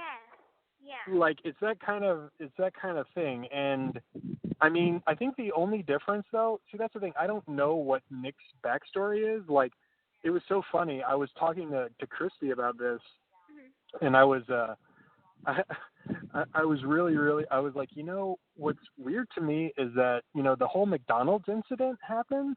Oh, you know about that.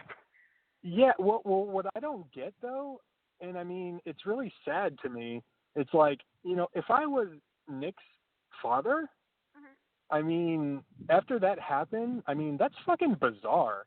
And right. I would be watching him like a hawk. Right. He was afterwards. talking to me on Facebook whenever it happened. And so he's at McDonald's doing this, talking to me on Facebook, watching porn, and then like a couple hours go by, and I find out he's been arrested. And he tells me for what. I tell him, what the fuck were you doing? Are you nuts? Couldn't you have just gone in the freaking bathroom? It was bizarre, but he didn't have Wi-Fi in his house, so I can understand at that point. But, like, okay, gotta go watch porn at the local McDonald's.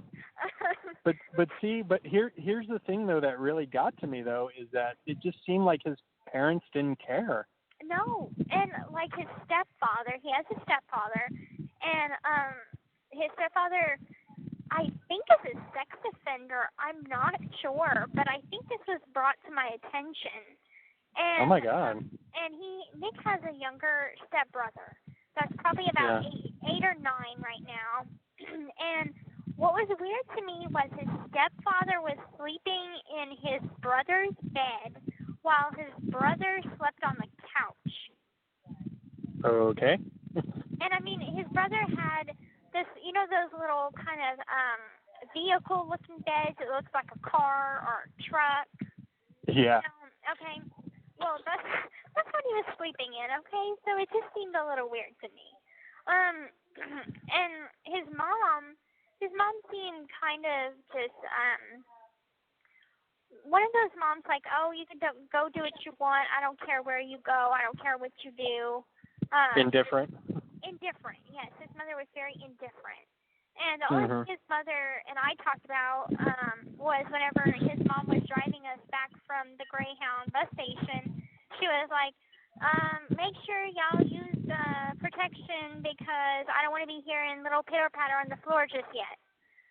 So that's about it.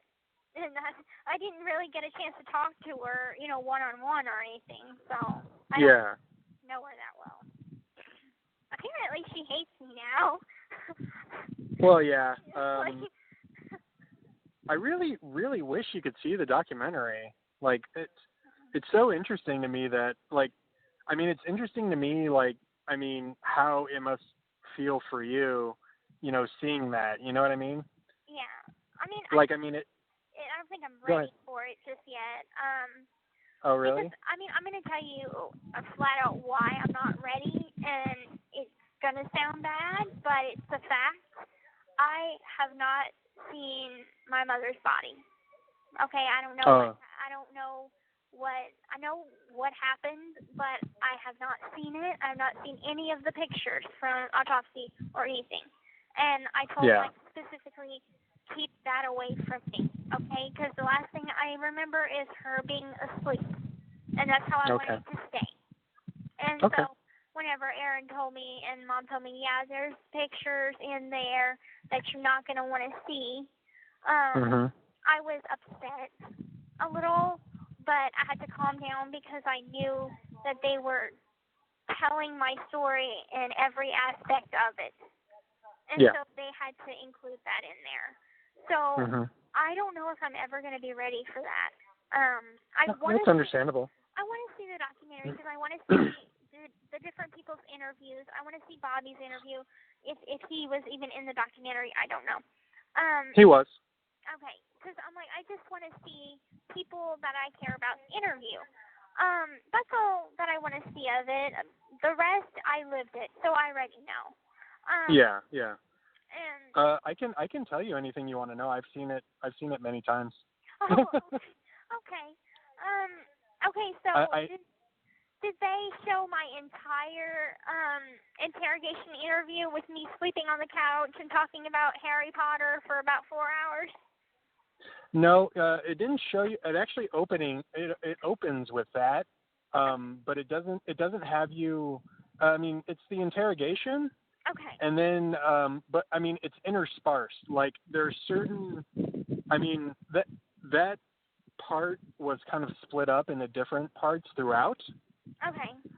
So it kind of cuts to different points but I mean, it starts off with the sheriff comes in and he asks you and he basically said your mom is dead and then and got your reaction and then and he basically it ends with him saying why did Nick hurt her and then it kind of goes from there and then I'm trying to remember what interview starts first. I think the other like the Missouri like head honcho sheriff guy.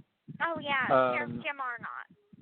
Yeah, I don't remember his name, but I mean he basically starts like getting the details of the case, and like I said in my note though, it was very well balanced. Because basically it starts with the murder, but then it progressed to Michelle explaining like how all of this is very I mean it's like a movie, you know what I mean, the way it played out. Okay. And then but then from there it goes and then she explains that the whole story started to fall apart because we see your life from the beginning and then it progresses to what happened. And I believe who was it? Bobby was interviewed prominently. Kristy and Rod and Claude and Emma. Yeah. And Laura. Laura is. Oh, Laura. Laura oh yeah, Emma is. Step grandmother. That's DeeDee's mother. Yeah. Emma. Sorry. Yeah. And so. Oh my God, Gypsy. I don't what? know if you're aware of this. What? I mean, it's just so weird. I don't know if you're aware of it. I asked Kristy about it, and okay, Emma is your mother's mother, right? Your grandmother. Yes. And then DeeDee. Well, okay, I found. I mean, I was just looking at interesting stuff and like kind of seeing what's out there, but there was a weird coincidence. Do you know about this? No. Hey, well, tell me first. Okay, I'm sorry. Okay, I'm trying to remember though the exact dates. Your mother was murdered on January. No, what was it? June 9th. Oh yeah, June 9th. Guess when Emma died? June 9th. Yep. You knew that? I did know okay. that. I was like, whenever it happened, and Nick was like, we were talking or something, and I was like, today my grandmother had passed away, like, so many years ago or whatever. So it was kind of bizarre.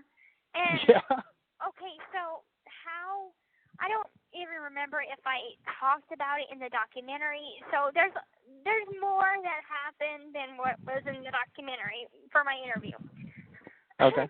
So, I don't even remember if I mentioned it to Aaron or whatever, but I remember telling Mike about it. But the whole picking out it wasn't when are we going to do this. It was I had bought him a Greyhound ticket to come to Springfield because we had this plan that I was going to get pregnant.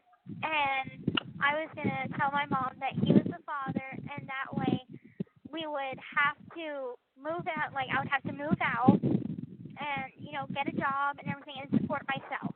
So because I've seen these Lifetime movies or whatever where the girl ends up pregnant and she has to get a job and get out of the house. such an idea, as ridiculous as these ideas were. So Yeah. I was like, okay, so I had an app on my phone to track when the best time to get pregnant is. So I'm like, okay, so it says I'm ovulating at this date, so we'll pick that date. Okay, so we set it up, and then whenever shit hit the fan, that didn't go so well, so we ended up doing the whole Plan B, quote-unquote, thing at the last minute. So it wasn't quite, we had talked about it for over a year, but we always pushed it to the back of our minds. I was like, that's going to be the last option, I'm not even considering that until that is our last possible option. And yeah, well, they mentioned that in the documentary, but they didn't mention the first plan, the getting pregnant plan. Okay. But they did mention the Plan B. Okay, yeah. Because I was like, we're not going to go with Plan B. We're going to try different plans, see what works out. And Nick's mom had, made me go into a freak out because she was like, well, why don't you come up to Wisconsin? Tell her to come up to Wisconsin. And knowing my situation, that's impossible.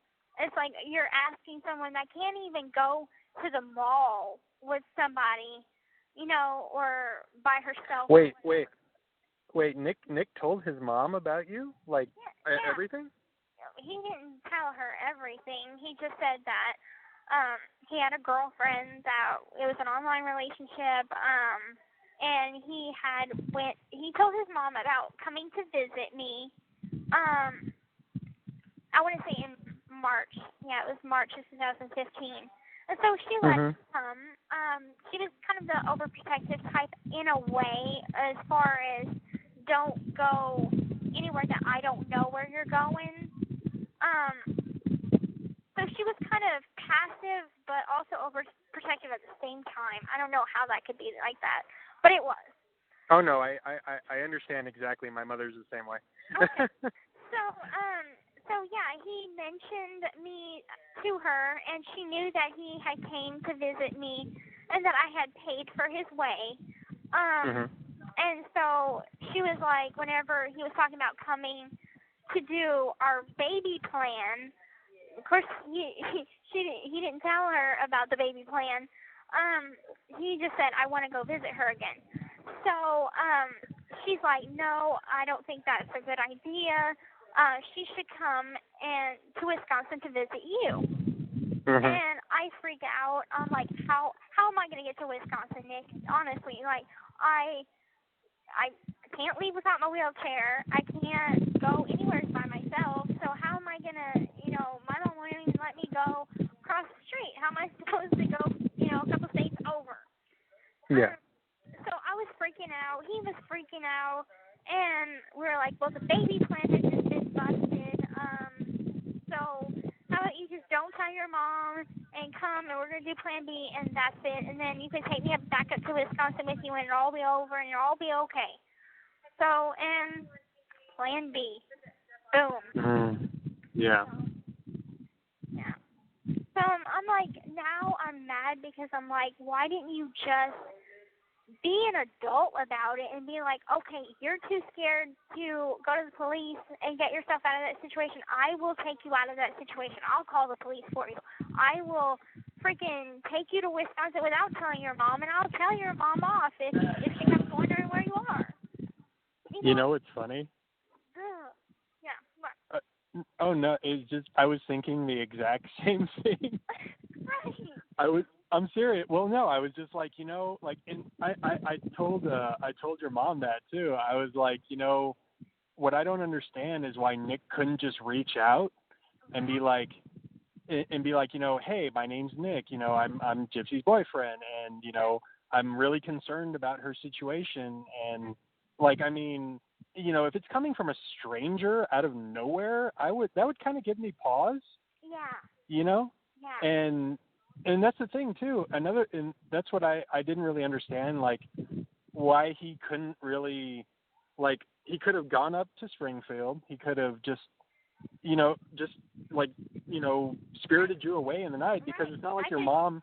Right. I could have just left, and I mean, I was concerned about one thing, and it has stopped me. Well, it didn't exactly stop me from running away the first time, but once my mom told me about it the second time, I didn't want to run away the second time because I was afraid. So you know how I had the feeding tube? Yeah. Well, I had plans for the first time I ran away to take it out myself. So I had brought a syringe because it's held in place by a balloon that goes inside your stomach. And if the balloon is deflated, it comes right out. Okay. Well, I had plans to take it out, and but I got brought back home before I even could take it out. So my mom tells me, she asked me what was my plans, and I was honest with her.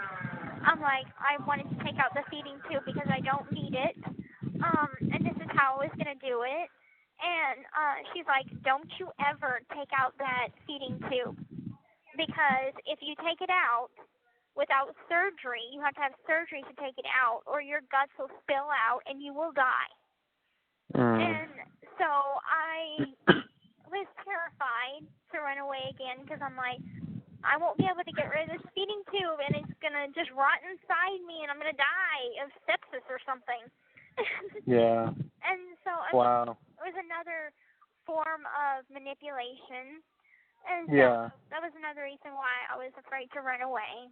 And okay. So, I mean, and then come to find out, in county, they just took it right out. And yeah. It just closed right up. I'm like, wow. I'm like, my guts aren't spilling out. Oh my gosh.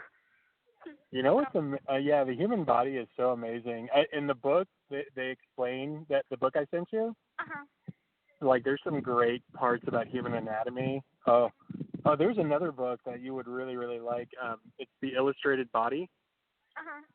If you're interested in that, I don't know if you are. Yeah. I'm totally interested about what goes on, because I mean, it was quite amazing to me how. Well, it's not cosmetology, Huh? Yeah.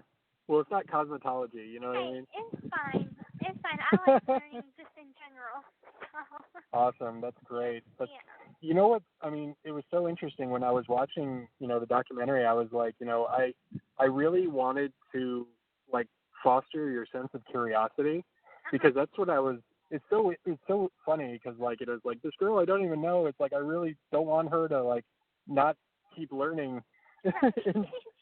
In jail, like I just like, I mean, for some reason that was a real concern of mine, and I got in touch with Kristy and everything, and I just wanted to see if you were able to get an education, and then I wrote you the letter, and I mean it's good that you're learning. Yeah, I'm happy about it, and even though sometimes, like today, I was so not into class today, like my mind was not there, but. We have sheets to do, like we turn in our sheets on Tuesday mornings at 5 a.m. With breakfast. And then I watched a little bit of TV. So I was tired, and I was like, my brain is not working today. I'll work tonight, but for some reason I'm just not into politics, and so learning about economics and just things like that, I'm like, oh, I could just fall asleep on it, because I mean I like history, but I like European history. So I like things like Queen Elizabeth, King Henry VIII, things like that. As far as like American history, no, it bores me to death.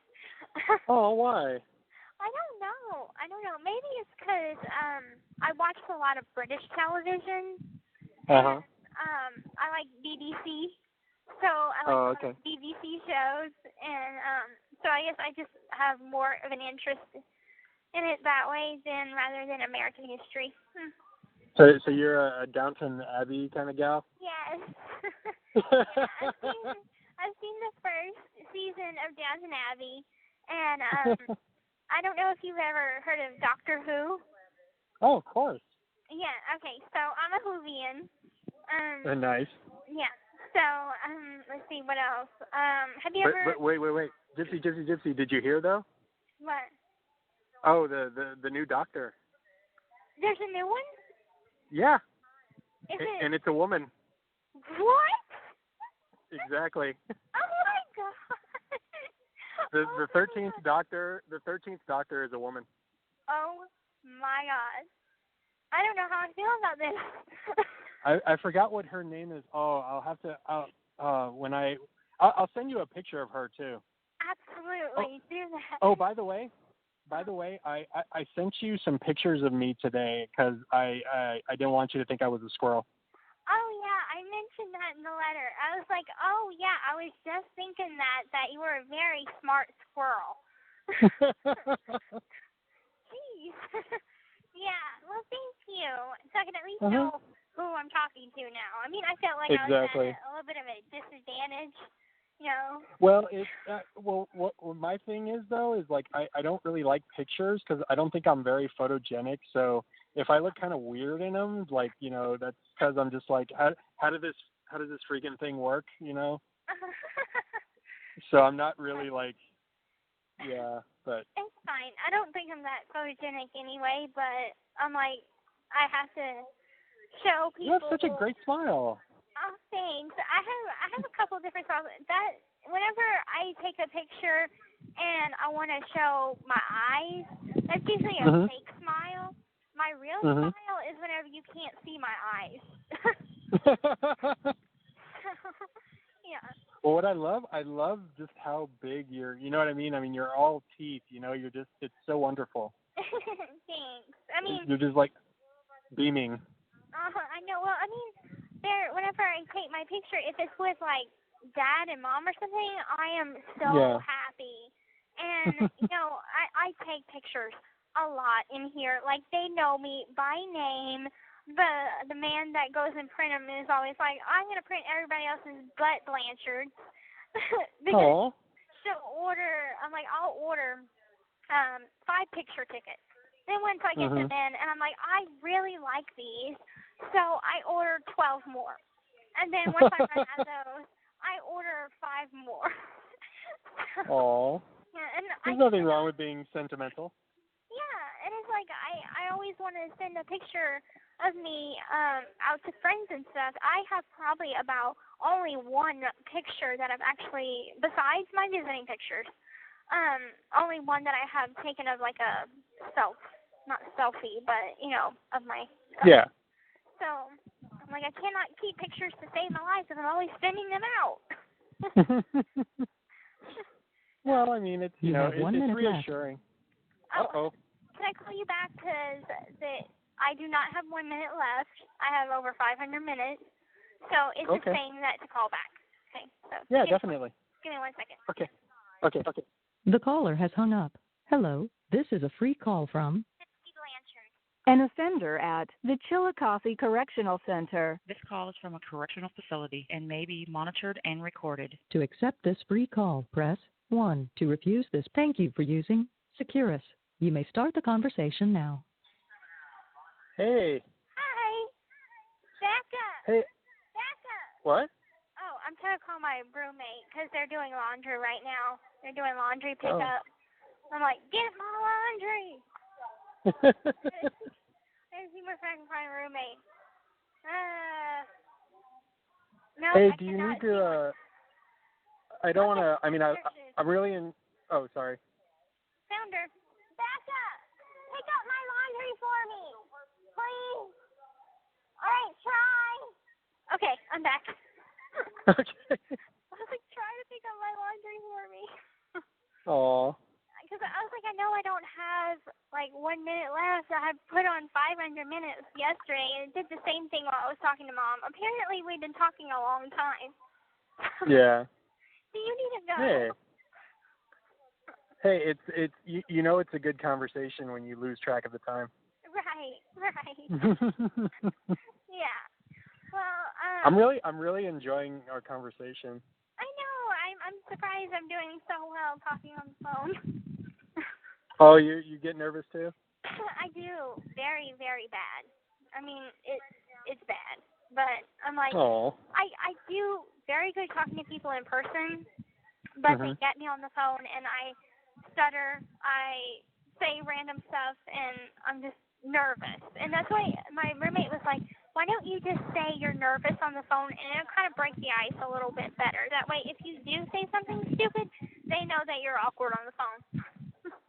Well, I mean, that's the thing too. I mean, it's a matter of trust. You know what I mean? Like, right. I mean, if you do say something stupid, it's like, yeah, okay, it's, right. It's not the end of the world. You know what I mean? Right. And it's like, and I mean, even if you can say something stupid and the other person can laugh at it or be like, "Are you okay?" Or what, it's like, yeah. Space chickens. It's like, what? I mean, I don't know. Yeah, that is a good point. So, yeah. Okay, so I had lost my train of thought whenever it had said that. But, so which one is your favorite doctor? Oh, you had to ask me that. Okay.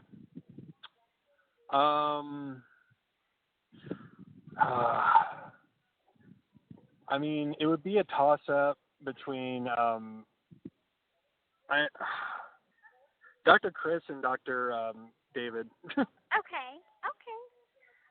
Because I mean, I wish Christopher hadn't just done one series, and I've even read interviews where he was like, I regret not sticking around more, because I mean the revival was so successful, and he wished he would have stuck around. Yeah. But I mean, Tenet knocked it out of the park, in my opinion. But yeah, I mean, I definitely liked. I started getting into it watching Tenet, but I loved it whenever Matt Smith had. Yes. I love the way he did it, because it's like he has ADHD and just so hyper, but he makes it so funny and so enjoyable to watch. Well, that's the Doctor, you know what I mean? I mean, that's. Right. I mean, it's interesting though how the regeneration. Well, okay, I'll admit to you something though. I've only seen bits and pieces of Smith's performances. Like, I haven't. See, that's the thing too. Like, it got to a point where I was like, all right, I'm gonna stop, and I need to restart, and I need to do this in order. You know what I mean? Yeah. Because I haven't seen any of Capaldi, and I've been like, man, because my computer is on the fritz right now, and one of my hard drives fried. So I mean, I've been, yeah. Well, I mean, this shit happens. You know what I mean? So, yeah. I mean, I've been thinking about just building a new one. So I mean, but that just takes that. Yeah, it just takes time, because you have to save up for all the parts. And I mean, a really, really, really good computer will probably run you between about $3,000 and $5,000. Oh my God. So, yeah, but I mean, it depends on what you're using it for. Let's back it up a minute. Okay, so you said build a computer. Yeah, you can build them. Okay. Oh wow, I am not that smart. I'm just not. Like. Oh, honey, you don't have to be smart. It's not basically, like, I mean, you don't even have to know programming. I mean, most I'm serious. Most of the components are plug and play. Oh wow. So the only thing that you're gonna have to need, like the only thing that you're gonna really need to like pay attention to is upgrading the operating system. Like, I mean, putting that onto the computer. But I mean, it's you see what's funny? I mean, it's funny how people are like intimidated by computers, but I mean, honestly, they're stupid. They only do what you tell them to do, you know? Right. Well, I think that's pretty smart, because I'm like, the only thing, I mean, I obviously grew up in the tech generation, but I didn't really grow up with a computer. It wasn't until probably about 2009 that I got my own computer. And so, I mean, I can work a computer, but for doing a lot of the mainstream type of stuff where it's programming and adding software, I couldn't figure it out, because I was trying to do a cleanup on my computer, because apparently watching porn could add some malware to your computer. So. Yeah, that'll happen. Yeah. We've all been there. I was like, dang, this porn is giving my computer an STD. Yeah, exactly. So I was figuring out how to clean it up and couldn't figure out how to clean it up. Yeah, so it ended up slowing my computer way down before I couldn't use it anymore. So. Well, that's why you use recovery points. Those are really, really handy to have. Okay. Because I kept on trying to find the right program, but, I mean, you have to pay for a lot of them. And so I was like, I'm not going to pay to clean up my computer whenever I know that there must be a free program out there. And I tried putting programs on there, program after program, and nothing seemed to work. And it took about 20 minutes to just open up a browser. I was like, that's when you know your computer is dead. It's just time to throw it away. So. Oh, no, don't do that. Yeah. Now they have the cloud. No. Now they have the cloud, so nothing really ever goes away. Well, apparently, I haven't had much experience with Macs, but apparently there is no written virus for a Mac computer, an Apple computer. Oh. That's supposedly. I mean, I think there's one that infected iPhones for a time, but I don't know. But that was their claim to fame for a long time. Okay. But yeah, I can sit here and tell you about computer history like all day long, but I'm sure that would get very dull. Yeah, it's fine. I just like talking. Oh no, yeah, I'm really enjoying. I'm really enjoying talking to you. I mean, I really can't wait to see you in person.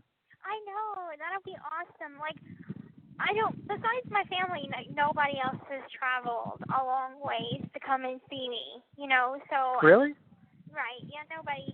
I mean, obviously Michelle has come to see me, but we were discussing more of business type thing. So nobody has come from out of town just to come and see me. That's not my parents. Oh. So it'll be a nice change. I mean, not that I don't love seeing them.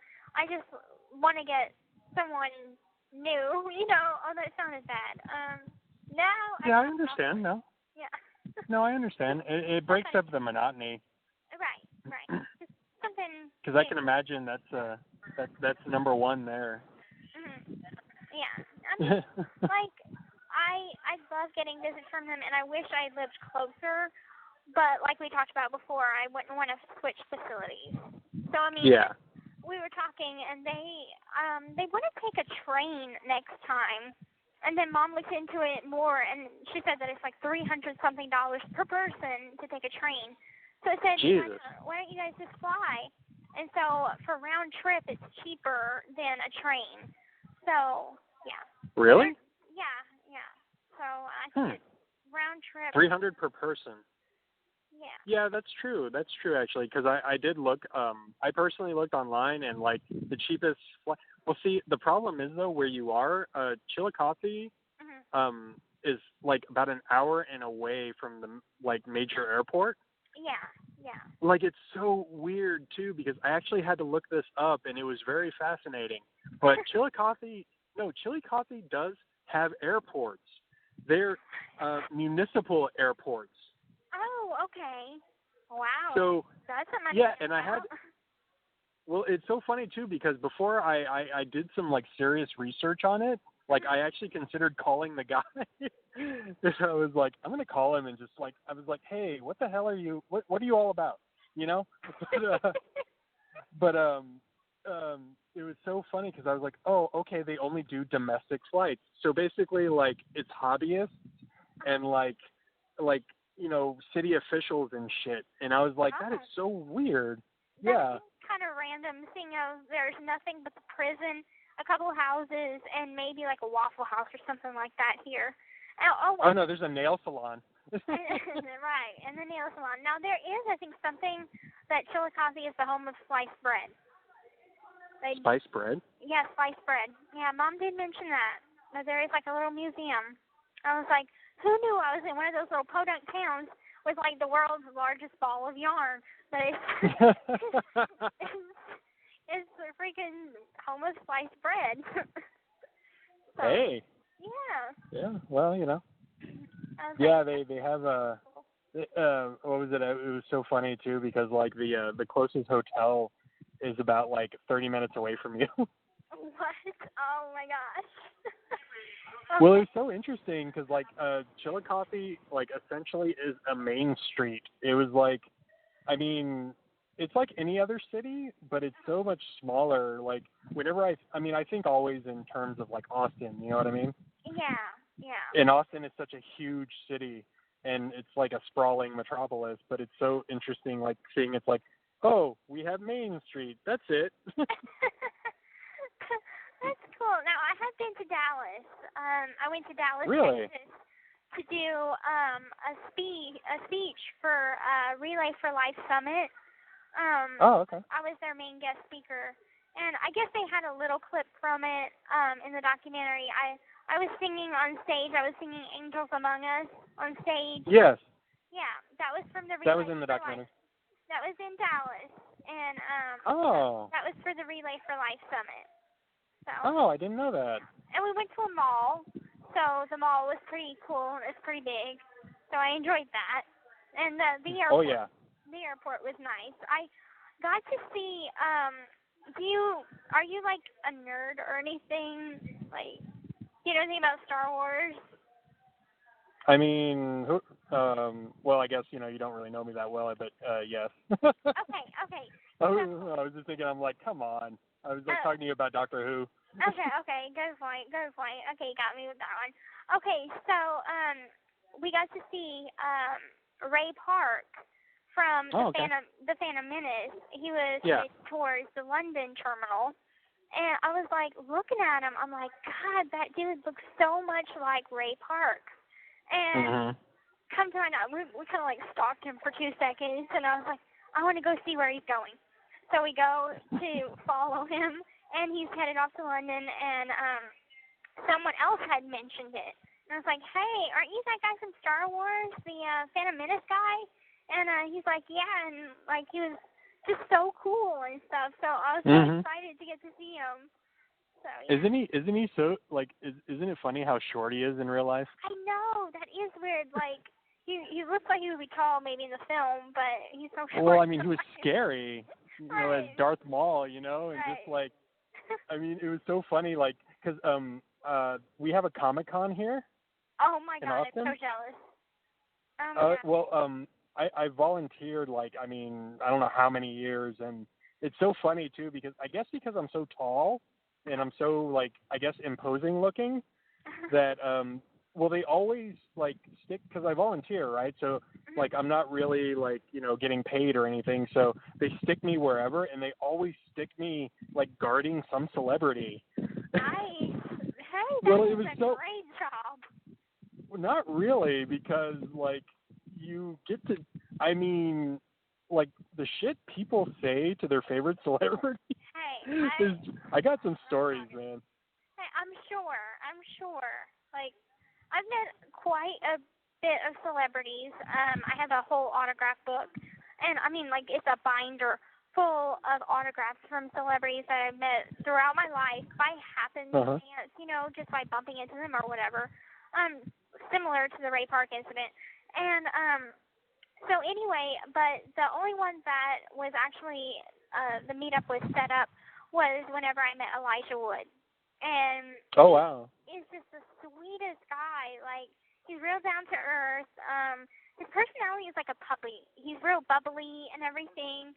So he was just a sweetheart to me. And that was in 2004, right when Return of the King came out. So he was like at the height of his fame. Yeah. So it was awesome, and that was in New Orleans. He was the cool. He was the king of the parade Bacchus for Mardi Gras that year, and nice. so he would come over to the Children's Hospital and meet the kids and stuff. So I was a kid at the time, so I was one of them kids. Yeah. So. You know who Bacchus is? Yeah, the god of wine. Yeah, awesome. Yeah. Well done. Thank you. What's his other name? Do you know it? shoot, I don't. Oh, it's Dionysus. Damn, why didn't I know that? I grew up on freaking Hercules and Xena. So I know some stuff about Greek mythology. So. Oh my God, have you ever seen Spartacus? No, I haven't. Oh, is that the movie what? or the show? The show. Okay, well, no. it's more of a mini series. Okay, no. Oh man, you're gonna have to. It's pretty awesome. But Lucy Lawless is in it. Oh, really? And she is. It was so funny when I was watching. I was like, "Ooh, Xena went bad." Yeah. Ooh, she went so bad. Awesome. I went to Yeah, a you Xena gotta see it. convention when I was younger. Like, I was probably about 8 whenever I went, and they had a Xena convention in New Orleans. And we didn't have enough money to go. But we actually met the producers, and they invited us to stay the weekend. So I got to meet Bruce Campbell and, so many of the actors. I'm going to have to go and get laundry in a little bit. But, okay. But, yeah, so it was a lot of fun. And, just to get to see the people that I had been watching since I was very young, it was cool. This call is from a correctional facility and may be monitored and recorded. Thank you, voice. That annoys me. And so I really want to travel to New Zealand someday because, like, I grew up seeing these landscapes, and it just seems so beautiful. And I want to. This sounds so nerdy. I want to go in that plane that has the Lord of the Rings. It's the Lord of the Rings plane. I want to go in that plane. Well, you do know, though, that they have a hotel that's Hobbit holes, right? No. Oh, my goodness. Oh, my goodness. The actual set, like, they redesigned it, and it's like a bed and breakfast now. Oh, that sounds so cool. I'm going to definitely save some money. Because once I'm off parole, I'll be able to get a passport again, and travel and stuff. But gotta wait till I'm off parole. So after 2025, I am definitely traveling to New Zealand. Hey, send me a postcard, okay? I will. Yeah, definitely. One with hobbits on it. Awesome. Yeah. I want you, though, like, you have to go and get laundry, right? But yeah. I want you to have time to call your dad. Yeah, I have time. Yeah. Like. Oh, okay. Right after I get my laundry, I'll call him. So. Okay. Well, I super enjoyed our conversation. Like, you're a super cool dude. I enjoyed the conversation. Oh, thanks, Gypsy. I think you're super cool too. Thanks. Well, I look forward to, getting more of your letters and your pictures. And, and feel free to call, though, also, if you want. I really like talking to you. Okay, that sounds wonderful. What is your work schedule? So I know, like, not to call while you're at work. Oh, I work 7 to 4, Monday through Friday. Okay. So, we'll just message Kristy and see if because I don't want you to call, like, while I'm somewhere and I can't answer. You know what I mean? Yeah. So, so I'll have her send you a text. Yeah. Okay. Definitely. If you want to, and definitely I'll write you some more. Okay. And that sounds good. I had just sent a letter, like, probably yesterday or whatever, or today. Probably talking about the same stuff that we just talked about on the phone. So it's going to be repetitive, but it's fine. Oh, it's all good. It's all good. Okay. Definitely. Okay. Well, have a good night. You too. Okay. Take care of yourself. Okay. You too. Bye-bye. Bye.